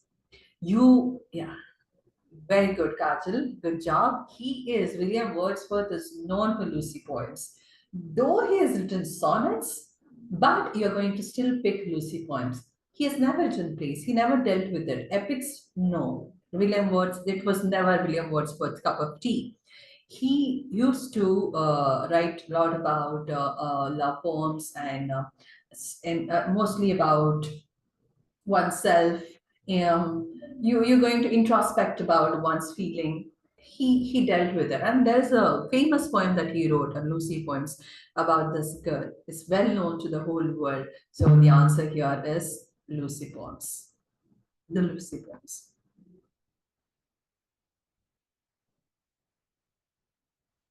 William Wordsworth is actually, in fact, one of the prominent English romantics. He belonged to that romantics era. 11th one. Choose the best alternative for the idiom. Oh, this is what I was talking about, the idiom. Praveen, Lekna, Kajal, Ritu, Rajeshwari. Rajeshwari, consider dear. Consider the question again. Tejaswini, good. Pratiksha, and Manusha. Manusha, right answer. Pratiksha, just reconsider your answer again. Much ado about nothing. It means, it's an idiom, it's a famous idiom where Ibni and Mubarak, no, that's a wrong answer. Yeah, Ningana, Aditya, Vaishnavi, all given the correct answer. Much ado about nothing is a famous idiom again, where you make a fuss over a small thing. Okay, they have asked you the meaning for it. To make a noise, it doesn't just understand, much ado about nothing. It was a small, trivial, insignificant matter. You make a great fuss about it, you make a great drama, or create a whole new thing about it, an excitement about it. Ease is what this idiom is about. So the answer should be option B.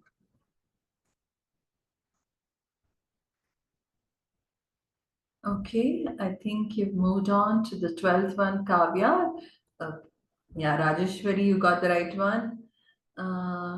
Harsh, Vaishnavi, Aditya, Ninganna, all of you got the answer correct for the 11th one. Moving on to the 12th answer. 12th question. Choose the best alternative for the idiom, wash dirty linen in public. So what does it signify? Wash dirty linen in public.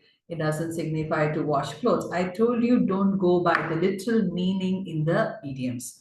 You have to read between the lines. What are they talking about? What is the hidden agenda or the intention behind the saying? Let's see your answers. Okay, the answers are pouring. 12th one, Rakshita, make personal quarrels public. Actually, it can also mean that. Rakshita, I wouldn't disagree with you.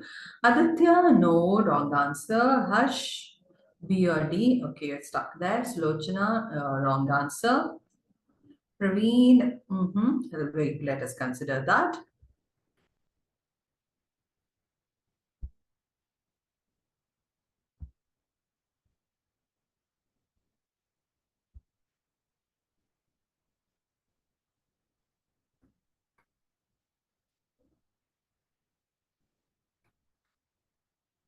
Rajeshwari, if the answer, okay, wait.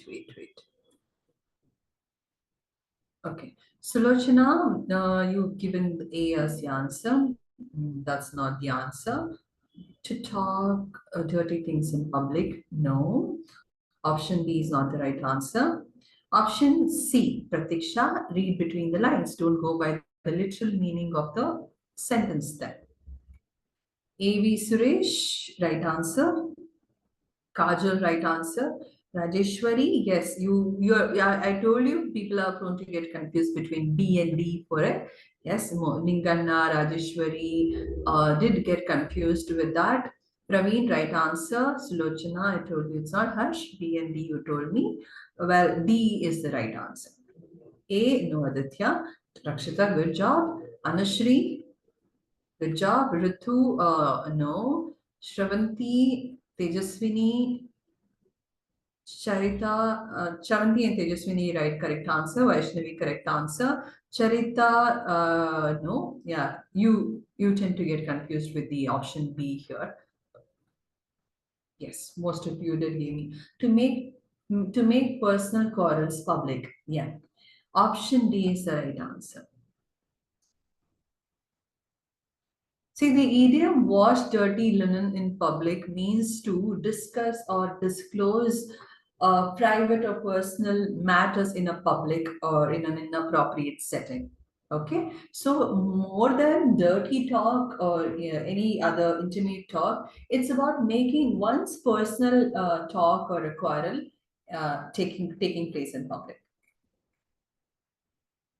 Okay, the correct answer is D. 13th one. Identify the best alternative for the phrase birds of the same feather. Don't go by the literal meaning of it. No, not the same caste, Kajal. Don't be in a hurry. Yes, yes, yes. You're getting the right answer. The correct answer is persons of the sorry. It's B. B is the correct answer. It's an idiom, very popular idiom. In fact, the phrase birds of the same feather meaning refers to the people who have similar interests, characteristics, or personalities tending to associate with each other. Okay.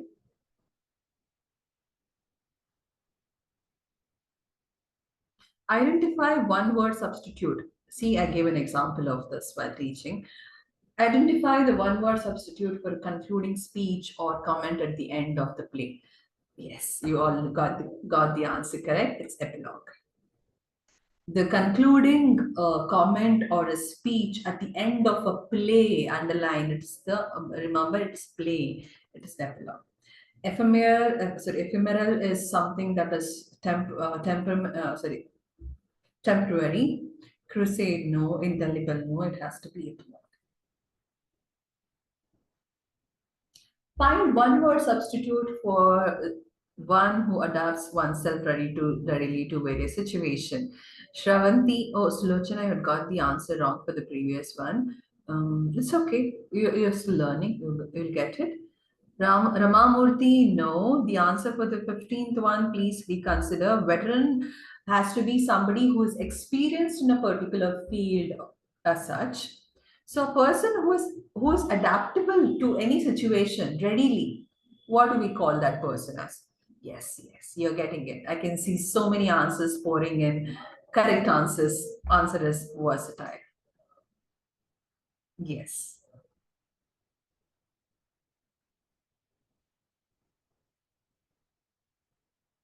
Good, good. Rani, Charita, Vaishnavi has moved on to the next one. Yes, the next answer is also correct, Vaishnavi. A very good job. Mohammed Mubarak, Rajeshwari Shetty, Ritu, Chintana. Yes, all of you got it correct. Be very attentive while reading the question. You can't be negligent of any given word here. Where if you are negligent, then you are going to miss out the correct answer. You'll miss a mark here. Please don't be. Now, 16th one. Infirmary. Yes. What does infirmary mean? Simple. Yes. It's A. A. Tejaswini, correct. Ningana, correct. Oh, Manusha, right. Praveen, yes. The answer is it's a home for old person. 17th one. Complete the pair words by selecting the appropriate word. I hope nobody can go wrong with this. Bride and groom. Yes, all of you have given me the answer already. You cannot be going wrong with this. Yes, absolutely correct. I can see the answers. If you're going wrong here, okay, you can't be saying bride and groom or bride and breed or bride and marriage. It has to be a bride and groom. It's a pair word. Find the synonym for astute, synonym and antonym. Remember, synonym meaning you have to look for the word which has the same meaning. So in the given option, just filter out which word has a similar meaning to astute. In order to know that, you should know what does astute mean. somebody who is cognitive, good, perceptive, intelligent, mentally sharp. Astute means that. So, which word will fall in the same category? Dull, definitely not. Shallow, lacks depth. Solid doesn't actually appropriate with the meaning of astute. Yes, all of you did give me the right answer here. Ripani, Vaishnavi, Rajeshwari, Chintana, Suresh, Anushree. Thanks. The answer is intelligent. Find the antonym for commodious. Commodious meaning, you must know the meaning of this firstly. Somewhere you spacious or comfortable is what it means. The options are convenient, roomy, comfortable. The opposite is what you have to choose. Let's see. Oh, 13, 14 of you have given the answer at once. Yes, C is the right answer. Good. Select the correct 20th one. Select the correct grammatical sentence from the following. Now, here is your job. You have about 5 sentences, exercises like this, where you have to choose the correct sentence from the given question statements. Praveen has already given the right answer here. Read all the sentence. If he wins the prize, I would be very happy. If he were to win the prize, what you have to first look at here is the tenses. If the tense are going hand to hand, the first sentence and the your reaction to it, is it going hand in hand? If he were to win, if he were to win, I would be very happy. If you were to win the prize, I would be very happy. Option D is the right answer here, which most of you did give me. 21st question, select the correct grammatical sentence.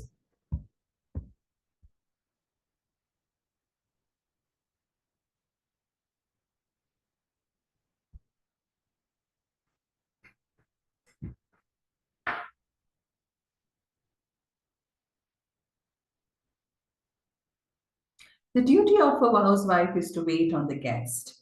Duty of the housewife, it's a duty of a housewife to wait for the guest. I need your help.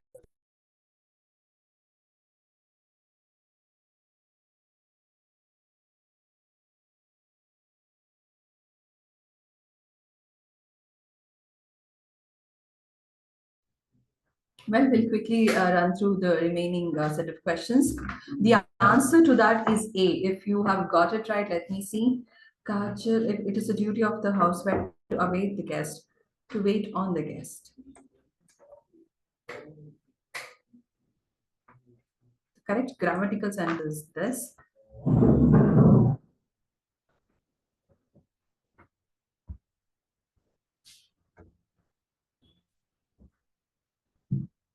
22nd, select the correct grammatical. Yeah.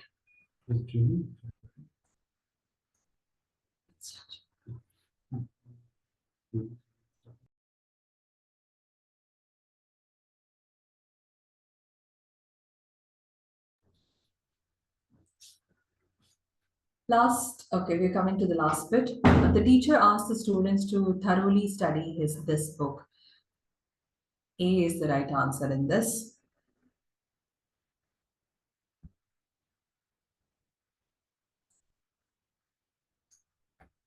23rd, select the proper indirect form of the direct speech. Okay, I want to see how many of you get the 23rd question correct, because I did not explain you the direct and indirect part of the questionnaire. Let's see how many of you will get it correct. 23rd, Praveen, starting with Praveen, Rutu,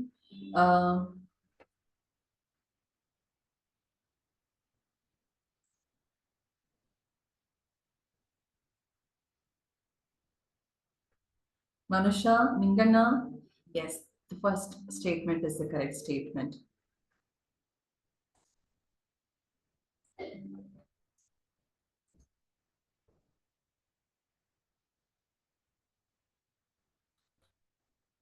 Ipani, you also got it correct. 24. Priya reached the station, the bus left before her. Now you have to make sure which combination of the two sentences are correct.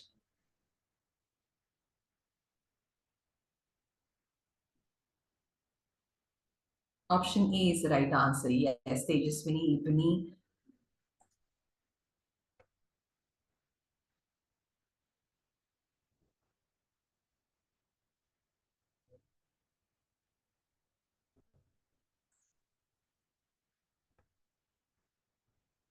Second.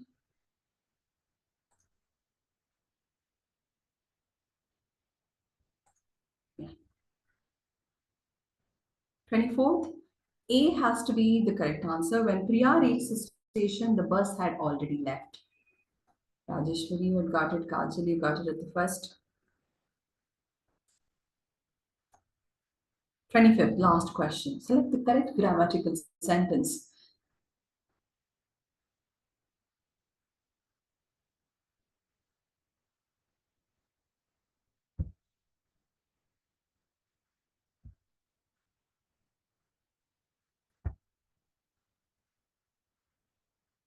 What is the correct answer for the last one? Can anybody?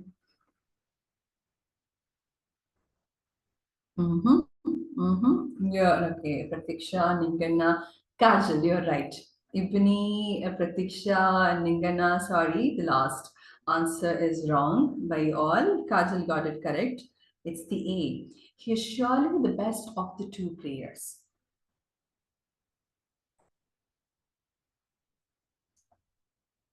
No. 25th cannot be. No, see, why it is not B, why it is not C, also why it is not D, I'll tell you. He surely, the is used only with the superlative degree. Better and good is not superlative degree. Instead, best is the superlative degree. So you're going to say he is surely the best of the two players. Okay.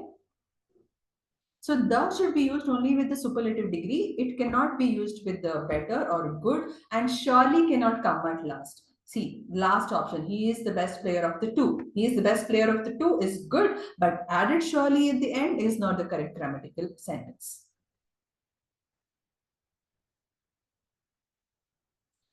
Well, we've come to the end of it. Mubarak, yes, you got it. Ramamurthy, yes, Tejaswini, I'm happy you got it. Well, we've come to the end of it. I hope all of you did gain a lot of knowledge as to how to crack your English section of PGCET. And in the second half of today's session, we'll have general knowledge to be tackled.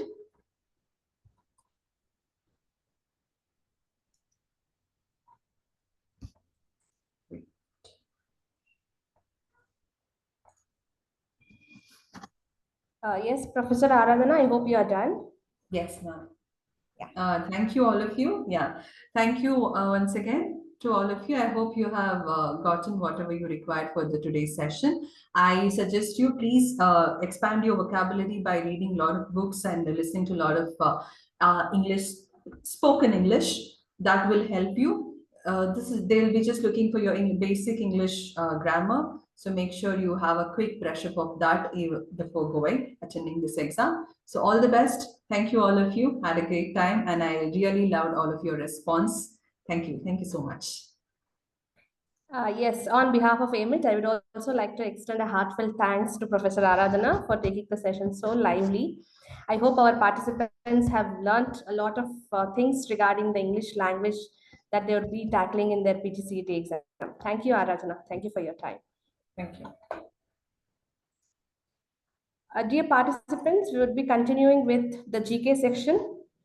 I hope you don't need any break. Do you need a break? I request Aradhana to please stop sharing the screen.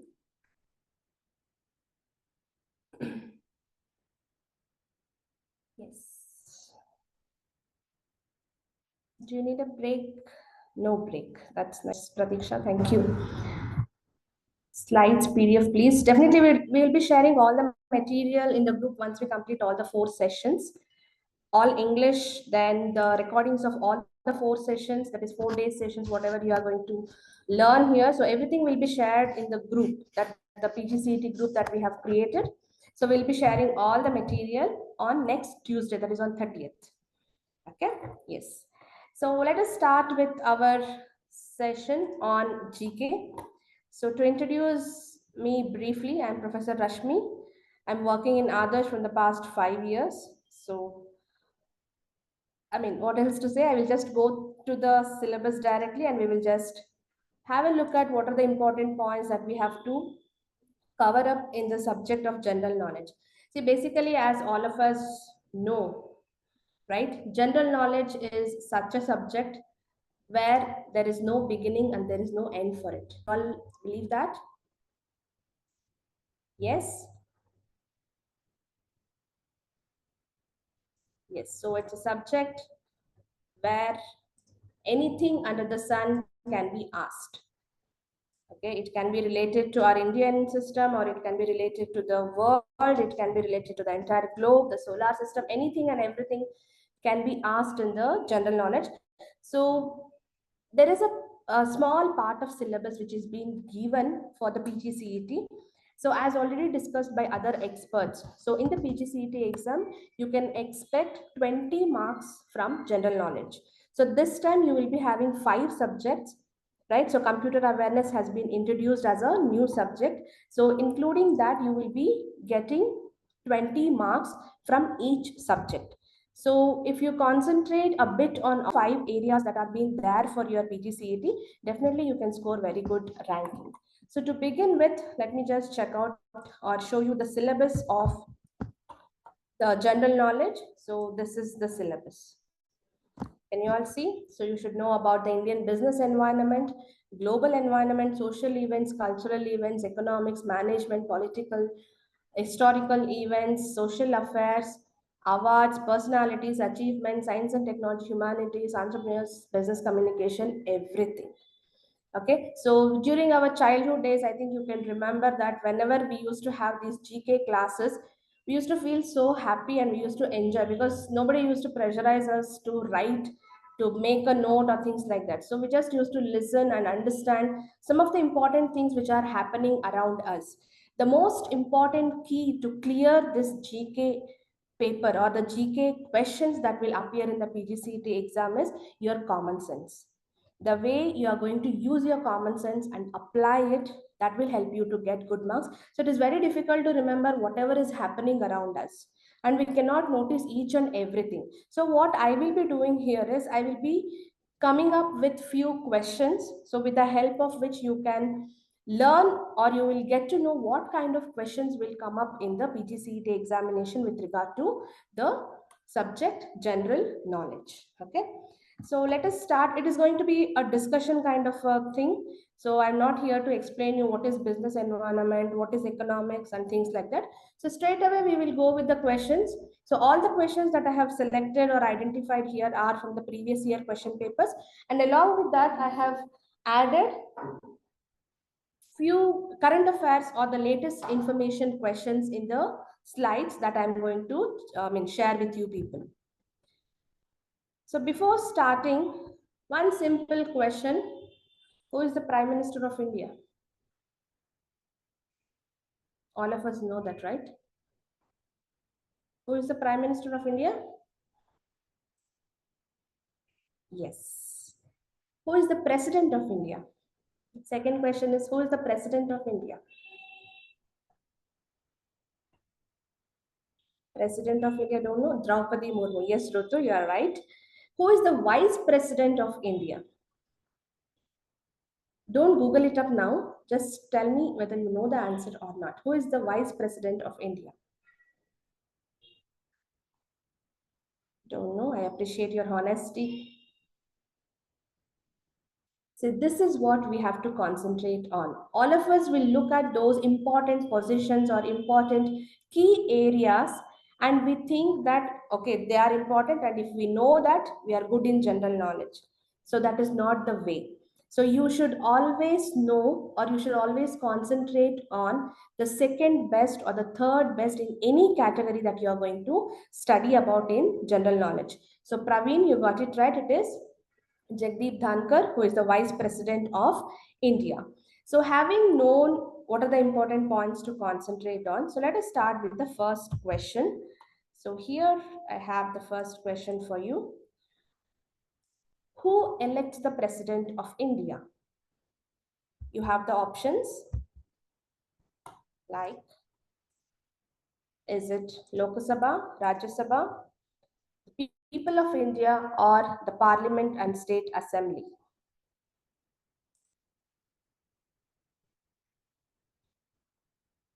Rajya Sabha, no Pratish. Parliament. The answer is the fourth option, that is Parliament and State Assemblies. Yes. So we call it as an electoral college. The electoral college elects the President of India. People of India will not elect the President of India. People of India will elect only the members of parliaments. Okay, there is something called as an electoral college, which comprises of the members from Lok Sabha and Rajya Sabha, as well as the state legislative assemblies. So these people put together is called as the electoral college, and they will elect the president of our country. So next question, the fundamental duties were incorporated in the Constitution of India by which amendment? Is it from the first amendment, the 10th, the 32nd, or the 42nd amendment? Which amendment? Option D, very good. I think you people might have studied about Indian Constitution in your graduation. So 42nd amendment is the amendment through which the fundamental duties are incorporated into our constitution. Yes, the speed of light will be minimum while passing through which of the following mediums? Glass, vacuum, air, water. Speed of light will be minimum. It travels slowly in which of these mediums? Water, wrong.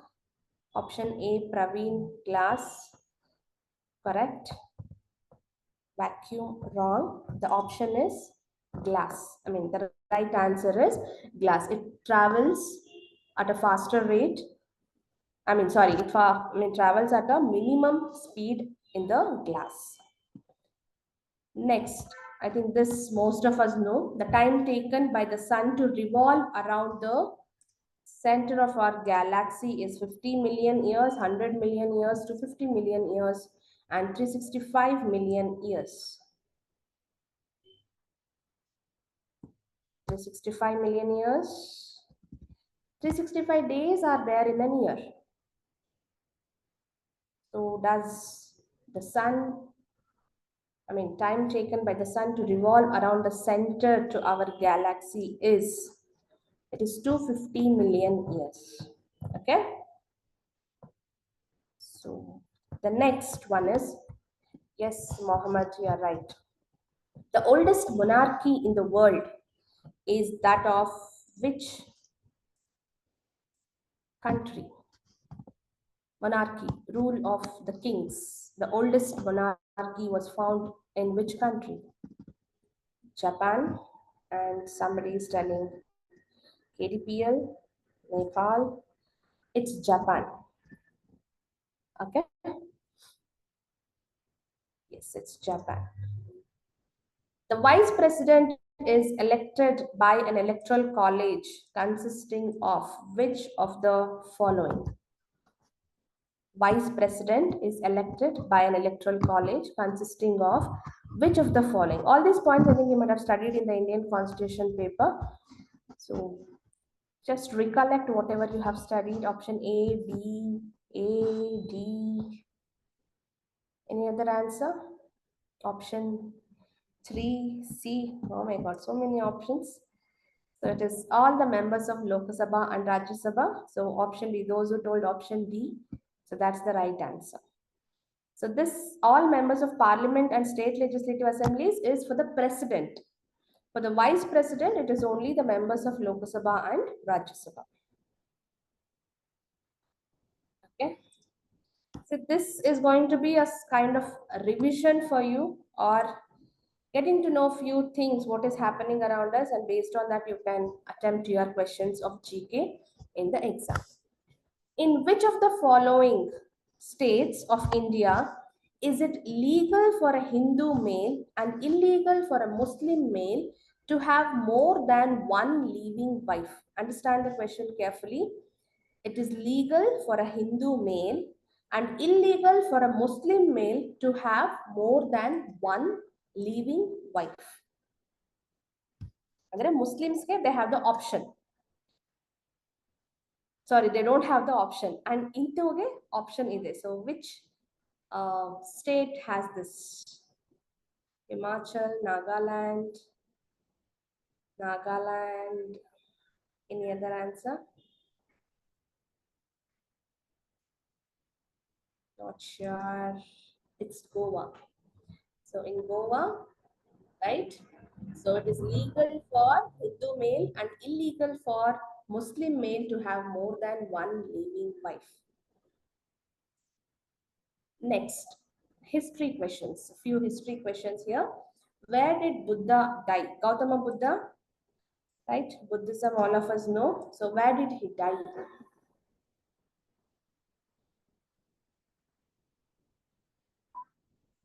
Option A, Lumbini. Option B, Kushinagar. Kushinagar. ಒಬ್ಬೊಬ್ಬರು ಒಂದೊಂದು answer ಹೇಳ್ತಾ ಇದ್ದೀರಾ. Just try to recollect whatever you have studied in your 8th, 9th standard of history.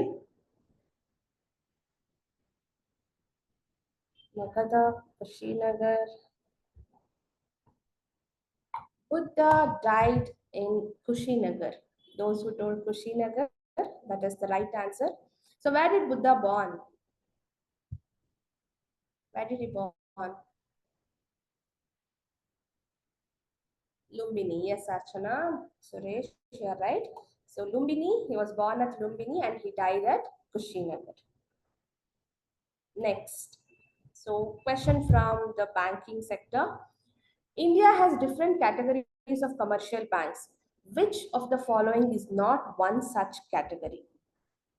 Private banks, commodity banks, nationalized banks, cooperative banks.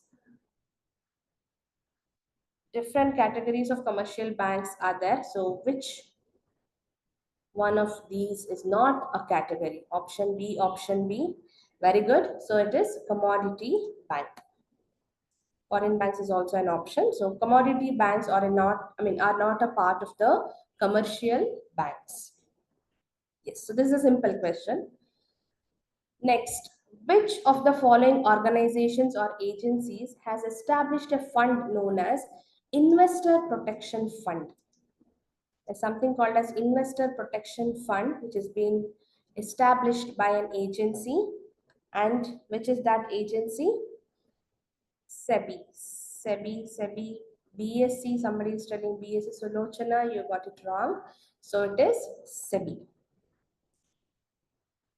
Okay, so what is the full form of SEBI?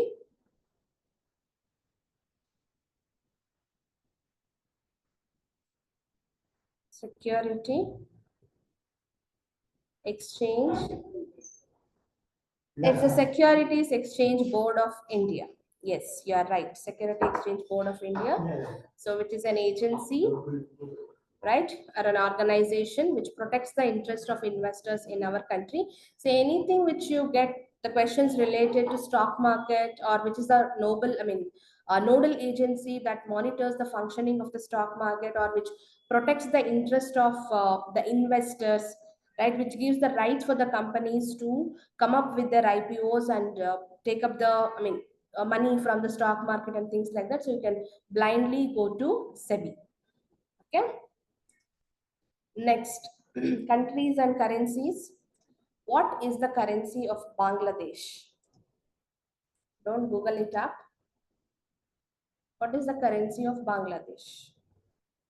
Option C, option B, option 2. Yes, option 2 or B is correct. It is taka. Right.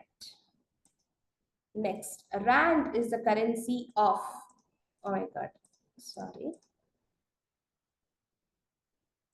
There is a repetition of few questions, I hope.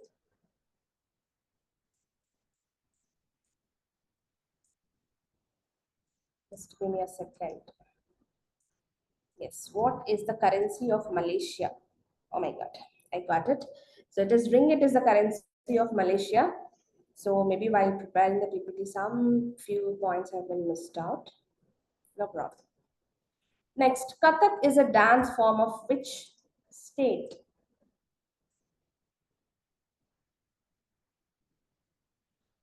Kathak is Orissa, Kerala, Uttar Pradesh, West Bengal. Yes, so you have to concentrate on this as well. So it is Uttar Pradesh. So look at or study about the dance forms of different states of our country.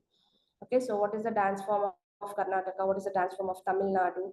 So like this, just study something about our culture, our heritage, the dance forms, the aspects with regard to the traditions of our country. So you can expect one or two questions on that particular area as well. So Kathak is the dance form of West Bengal. Kuchipudi is for Kerala. It's not Kathak. The highest civilian award of India. I think most of you know this. The highest civilian award. Yes, it is Bharat Ratna. Rutu, you are right. So it is Bharat Ratna. Next, a mutual fund that invests in other mutual funds belonging to the same fund house or belonging to other fund houses is called as fund of funds, pool of funds, portfolio of funds, none of the above. Option A, KTPL, yes. Option A. Okay, so this shows that most of you are aware of what a mutual fund is. So the answer A is the right answer. Okay, so the fund that invests in the funds of other funds is nothing but the fund of funds. Yes. Who is the father of white revolution in India? White revolution, option 2, option B.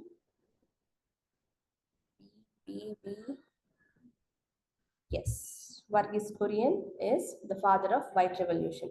So from this angle also, look at, so when this white revolution happened, so in which year it happened, so who is the father, and like this blue revolution, then yellow revolution. So regarding all those things, so just Google it up and take up some information. So let it be there in your memory. If it is asked in the examination, you can write it. Next, which of the following industries is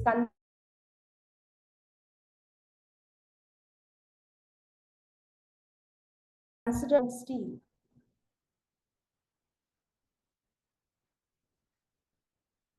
Mother of all industries. Option D, option 2, none of the above, option 4, option D. Yes, those who are telling option D or option 4, it's right. Iron and steel industry is called as the mother of all industries. It is just a common sense. So iron and steel is used by many sectors in our economy. So that is considered as the mother of all industries. Yes, so what is the minimum age prescribed by the Constitution of India for a candidate to be elected as Vice President of India? What is the minimum age? Yes, so many of you are telling it is 35 years, which is correct. It has missed there. So 35 years is the right answer. Then, who wrote the book Wealth of Nations?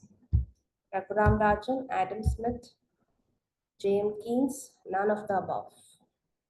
Option B, yes.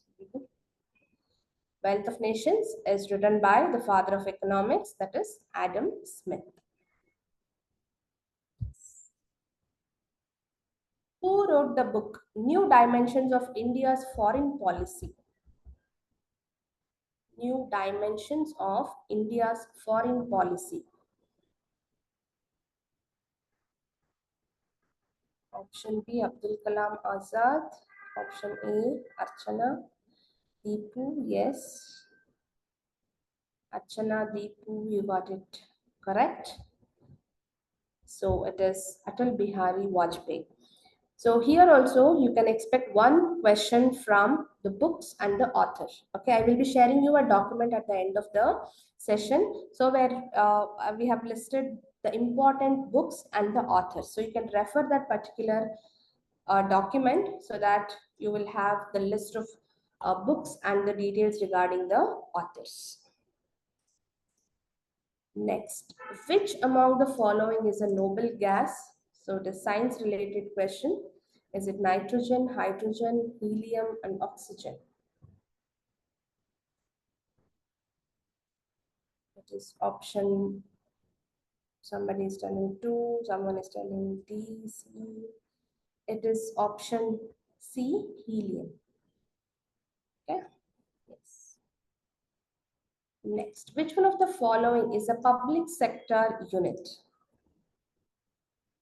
These are simple questions. So very simple questions. Option 4, option D. Yes, so it just says wherever you have this word, I mean letter B, Bharat. So that is the company which is by the government. Okay, so it is the public sector unit. Somebody is telling B. Shravanti, ICICI Bank is not a public sector unit. It's a private bank.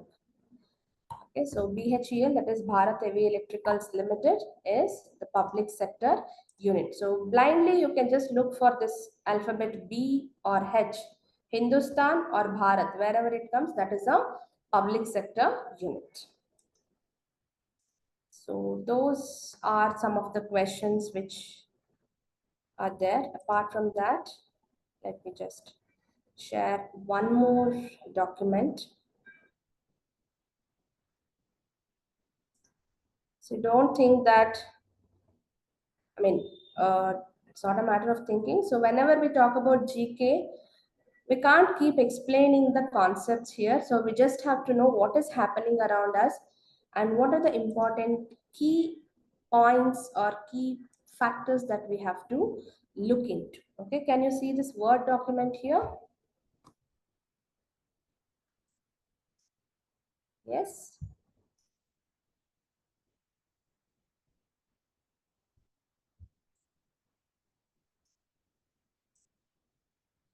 Yes. So here we have other collection of GK questions. The first question here is, who among the following has been named as the Time Magazine Person of the year 2016? Time Magazine, you know? So they every year they call out the name of a person, Time Magazine Person. So based on the contribution that they have done for various areas, so these people will be selected or nominated as the Time Magazine Person. So people are telling it is Narendra Modi. A or B, Deepu? So which is it, A or B? Yes. The correct answer is option B. It is, yes, Kajal, you are right. It is Donald Trump. So this was in the year 2016. So as of 2024, because you are going to write your PGCET now, right? So they will not ask you the old details. So 2024, who is called as the Time Magazine Person? It is Taylor Swift. Taylor Swift is called as the Time Magazine Person of the Year 2024. Okay, next question. Which Indian village has recently earned the tag of becoming India's first digital village in India? Which village has got the tag of India's first digital village? Archana is telling it's B. Any other answer? B. It's telling it's as B. Yes, it is option B, Akodara. Okay. Next, who was recently elected as the president of FICCI, Federation of Indian Commerce and Industries? So, who is elected as the president of FICCI? Is it Harshavardhan, Anisha, Jyotsna Suri, or Rashish Shah? Any answer? Yes, it is Dr. Anish Shah. See, now you will have time to Google it up and check the answer and tell me here. But if you are when you are writing your exam, you will not have all those options. So go through these list of the companies or the federations or the agencies which are related to the business environment in India, particularly because you are going to write the entrance exam for MBA, right? So when you are writing an entrance exam for MBA, you have to focus on the business environment of India. So what are the important legal aspects that are happening with regard to the business world? How are the CSR practices, that is corporate social responsibility practices of different companies in our country? So who are the presidents? Then who are the CEOs of different companies? So what is the logo or the tagline of different companies in our country? That is at least the topmost or the major companies and their details. If you could know, that would be better. Okay, so as an aspirant for MBA, so little bit knowledge about the business environment will definitely help you. Next is, who among the following has been elected as US ambassador to United Nations by the US President elect Joe Biden? So whom he has elected as the US ambassador to United Nations? United ನೇಷನ್ಗೆ ಯಾರನ್ನ ambassador ಆಗಿ select ಮಾಡಿದ್ದಾರೆ is the meaning. It is option A, not option C. It is Linda Thomas Greenfield. See, when you get questions like this, if you are not sure, you will not get you cannot tick the correct answer. So just blindly you will end up ticking any one of the answers. So thank God that you don't have the negative marking here. Okay, so blindly just think. If you know the answer, tick the right answer. If you don't know the answer, approximately whichever you feel like, yes, somewhere I have heard this name, somewhere I know this particular point, so you can just give a tick mark for that. If luck is there, it will favor you, otherwise can't do anything. For GK as such, there are no tricks. Okay, so little bit of common sense you just have to apply. So you should know few things. So basically, if you at least remember what you have studied during your high school period or the PUC period with respect to the subjects like social and science. Okay, whatever you have studied in high school or PU level in these two subjects, that is science and social studies, so that will help you to clear the science and social science related questions. So they will not ask you anything about that particular level. But when it comes to current affairs, okay, when it comes to business environment, you should know what is happening at present. So the current questions only will come. So I will share you few documents related to the books and authors. Okay, so related to countries and currencies. The most important things. So whatever the things that I could fetch. So I will share you those details. Just have a glance of it, and you cannot mug it up also. Okay, so many countries are there, so many currencies are there. So mugging it up, you may end up in forgetting it. So you just have to go through it, remember it, discuss that with your friends or your family. Just keep asking some questions to your family members or your friends around you. Who is called as the father of our country, or who is known as the father of economics? So the more and more you discuss, okay, so that will stay in your memory, and if those questions appear in the examination, you can clear it. Other subjects are not like this. If you look at the questions from whatever you have discussed in English or whatever you are going to discuss in computer science, things will not change there. Okay, so in current affairs, what happens every day? There will be new change, new things that will be coming up. Remembering everything and getting all the answers correct is not ideally possible. So until and unless you are following it up, or you are getting updated with whatever is happening in the country or in the economy or around you. Okay, so this time for your PGCET exam, since it is going to be online examination. So what you can do is you can look at the past 6 month events. Okay, so for current affairs, I'm telling you. So look at the past 6 month major events for which you can refer books like have you heard of this Manorama book? Manorama, have you heard? No. So there is a book, yearbook called as Manorama. There is an yearbook called as India Yearbook. So you can just take up that particular book and you can see the events which has happened in the last 6 months. Or if you can just buy a magazine of competition success review. So that will also give you important things which are happening in around us in the recent past. So competition success review will also help you. I think Kannada magazines like Spardha Chaitra, for these competitive exams, people will buy no Spardha Chaitra, Spardha Chetana, these books. So those books will also help you to clear a particular section in the general knowledge. But when it look at science or the social sciences, just rely on your high school material and the PUC material. We have very short period of time. We need to postpone. Yeah, that's what even we thought, that exams may get postponed. But as of yesterday's news, the KEA has told that 27th they are going to release the hall tickets. That's day after tomorrow. The hall tickets will be released. They don't have any idea of postponing, is what we feel. Already they have postponed it once, right? So what you can do is GK just have 50-50.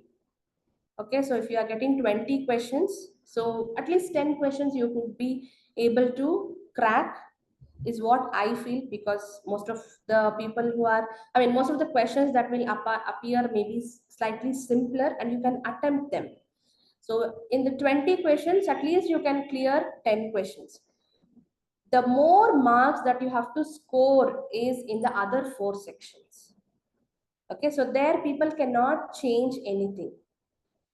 Okay, so if they have already prepared the question paper, say, think like that, they have already prepared the question paper.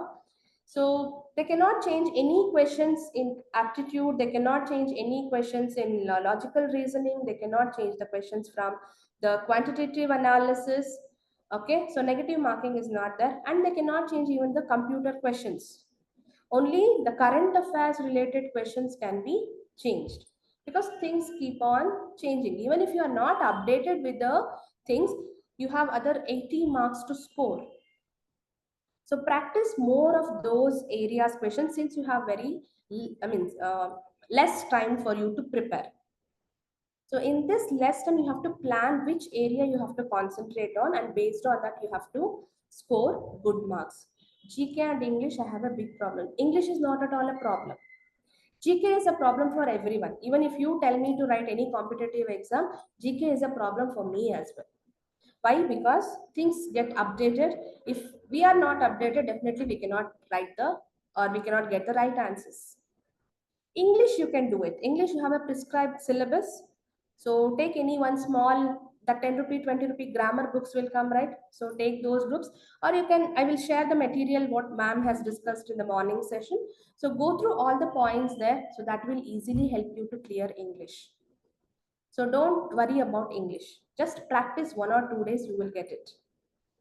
Okay, but for GK, so you cannot practice also. Okay, you just have to read, you just have to go through few of the points that are happening around us. I hope I have cleared few of your whatever the doubts or the points that were there in your mind. If you have any other questions, any clarifications that you want, you can just post in the chat box, or you can unmute and speak. ಯಾವ್ದಾದ್ರು ಕಷ್ಟ ಆಗ್ತಾ ಇದೆ, ಇದು ಓದಕ್ ಆಗ್ತಾ ಇಲ್ಲ, ಇದಕ್ಕೇನ್ ಮಾಡ್ಬೇಕು, ಅಥವಾ ಯಾವ್ದನ್ನ ಕಾನ್ಸಂಟ್ರೇಟ್ ಮಾಡ್ಬೇಕು, ಇಲ್ಲಿ ಕಾನ್ಸಂಟ್ರೇಟ್ ಮಾಡ್ಬೇಕು ಅನ್ನೋ ಪಾಯಿಂಟ್ ನೋಡಿದಾಗ all the 5 sections, it is equally distributed, 20 20 20. You will get 20 questions from each section. So if you see from that sense, you have to practice everything. So applying your common sense and logic, is important for you to clear this exam. Okay, so any other clarifications you want?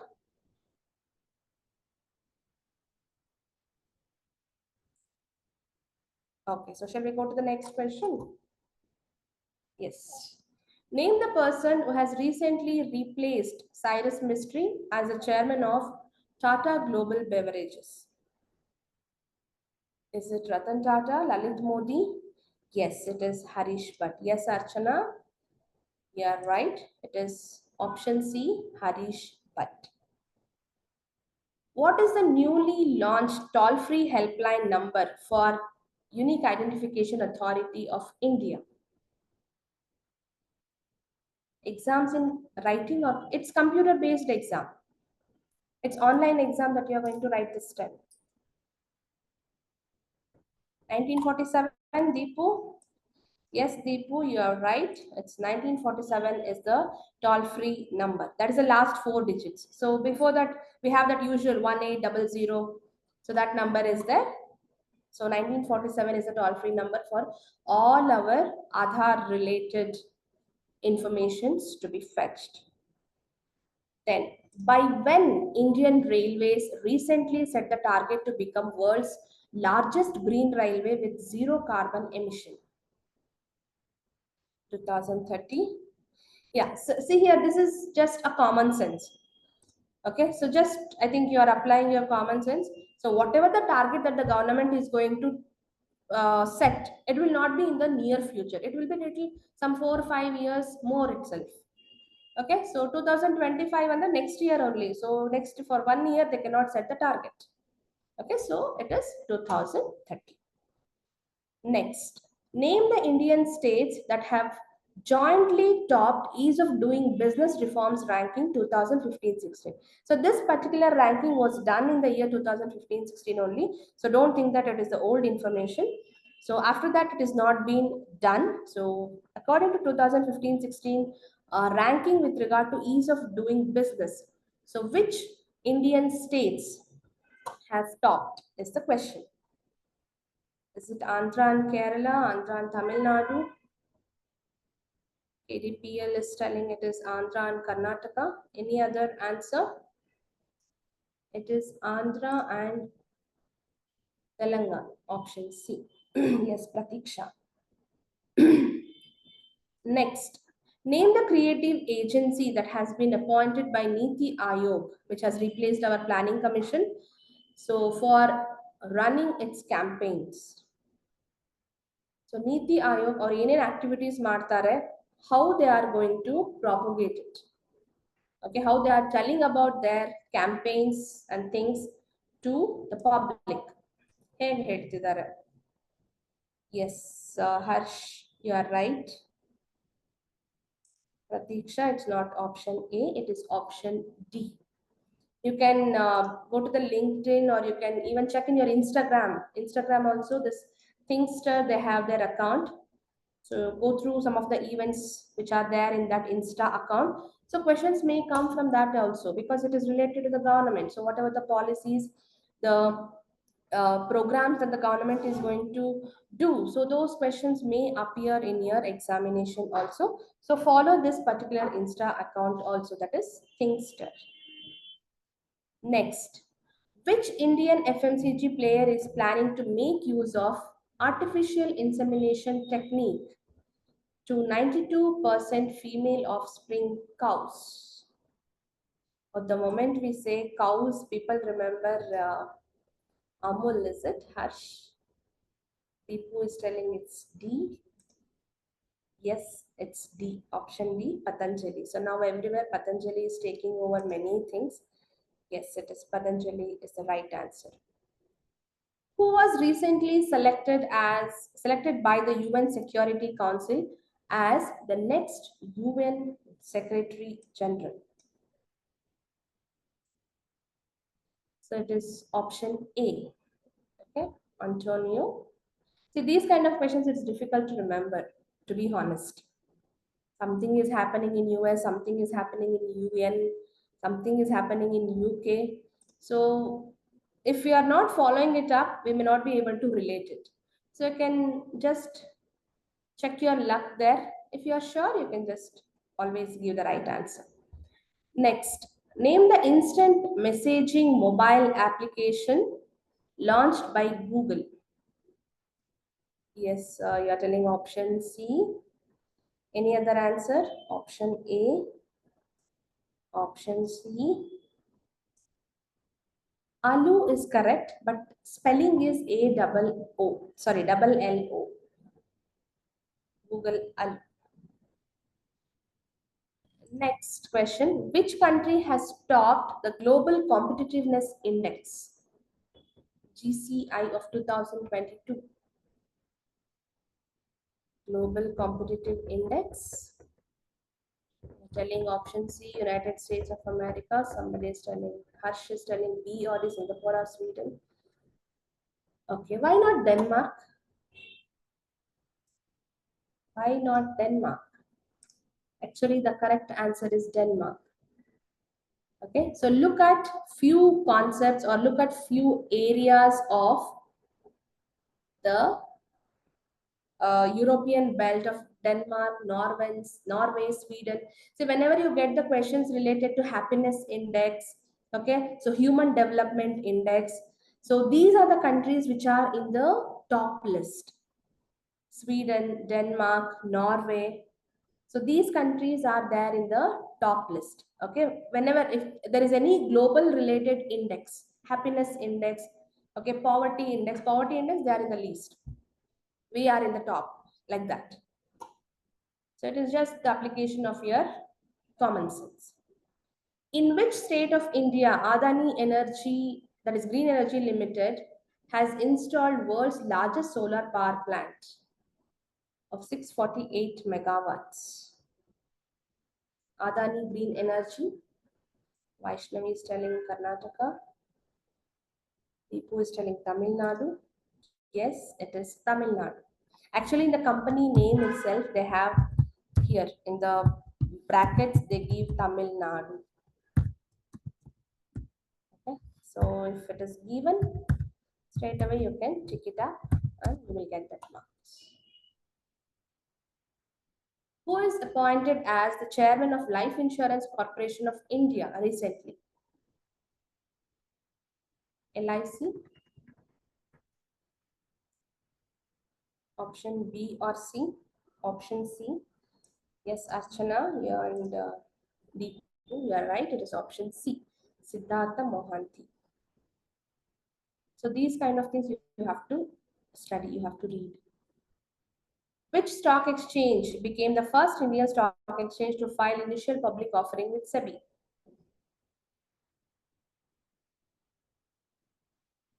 First stock exchange to file IPO. Option A, Pratiksha is telling option B. Any other answer? Yes, Deepu, you are correct. It is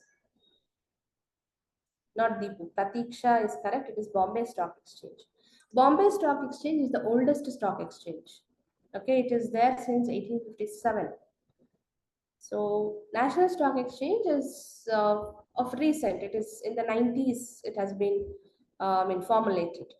Okay, so Bombay Stock Exchange is the right answer. Totally, how many stock exchanges are there in India? How many stock exchanges? Two, which are there? BSE and NSE. What about this Calcutta Stock Exchange, Madras Stock Exchange? You have other two options also here, right? If you are from Bangalore, have you heard of Bangalore Stock Exchange? Which is there near that, backside of Ravindra Kalakshetra. KDPL, are you from Bangalore? Then you should know. Bangalore Stock Exchange is also there. There are around 23 stock exchanges in our country, BSE and NSE being the top stock exchanges. Okay, next. Nomad Film Festival 2016 started in which of the following cities? Nomad Film Festival. Option D, very good. So it is New Delhi. Option D is correct. Next, which village became the first Wi-Fi hotspot village in Haryana? Wi-Fi hotspot.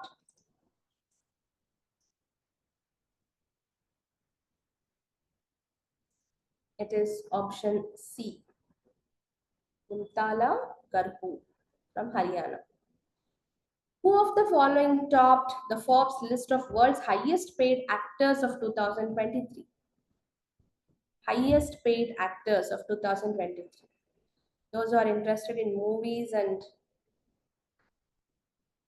Jackie Chan. Any other answer? Tom Cruise. It is Adam Sandler. Okay, next. Which of the following Indian actress has been ranked 10th in the world in the list of Forbes magazine? Top 10 ನಲ್ಲಿ ಯಾರಿದ್ದಾರೆ Indian actress in the Forbes magazine? Priyanka Chopra, Deepika Padukone.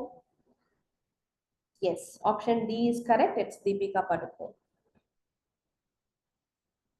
Which company has acquired gaming startup Beam?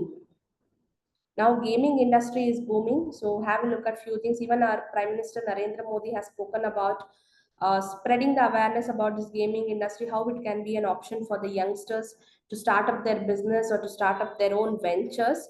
So look at few points with regard to the gaming industry also. Is it Apple? Some people are telling Apple, some are telling IBM, and one is telling Microsoft, but none of you told Google. It's Google, which has acquired gaming startup Beam. Next, who is recently appointed as the Managing Director of State Bank of India? Managing Director of State Bank of India, option D, Archana. Archana, are you Googling it up and telling the answer? Option D, yes, Vinay M. Tons is the right answer. Next, what is the new name of business? Okay, good, Archana. New name of business broadcast news channel Bloomberg TV India, owned by Anil Ambani. Anil Ambani owns a news channel. So what is the name of that channel? Option B, BTV. Option D, Bloom TV. It is option C, BTVI. Does Mukesh Ambani also own a news channel or any broadcasting channel? Yes or no, Mukesh Ambani? Yes, so which is that channel?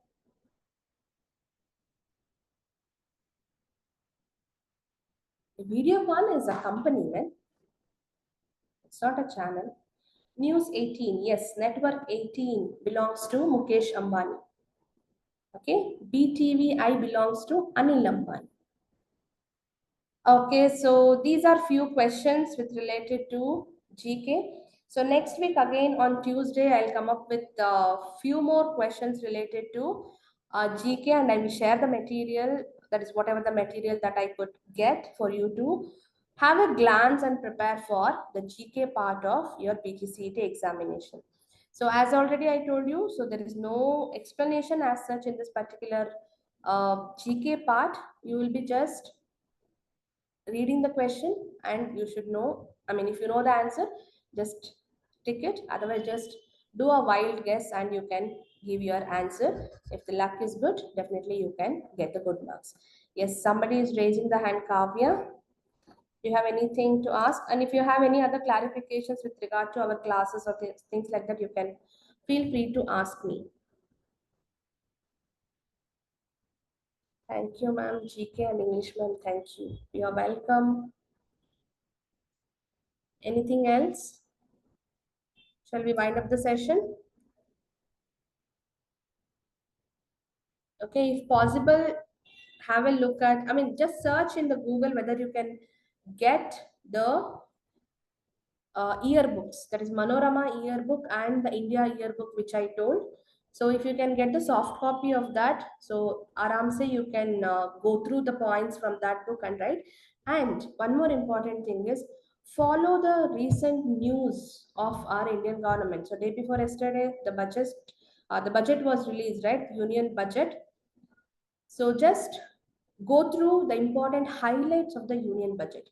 Which sector has got the highest allocation? What is the total expenditure of the budget? What is the receipt of the budget? Okay, so which are the new initiatives that are being taken up by our government? That is very, very important. So look at these highlighting points. So one or two questions may appear from that as well. The book name is Manorama Yearbook.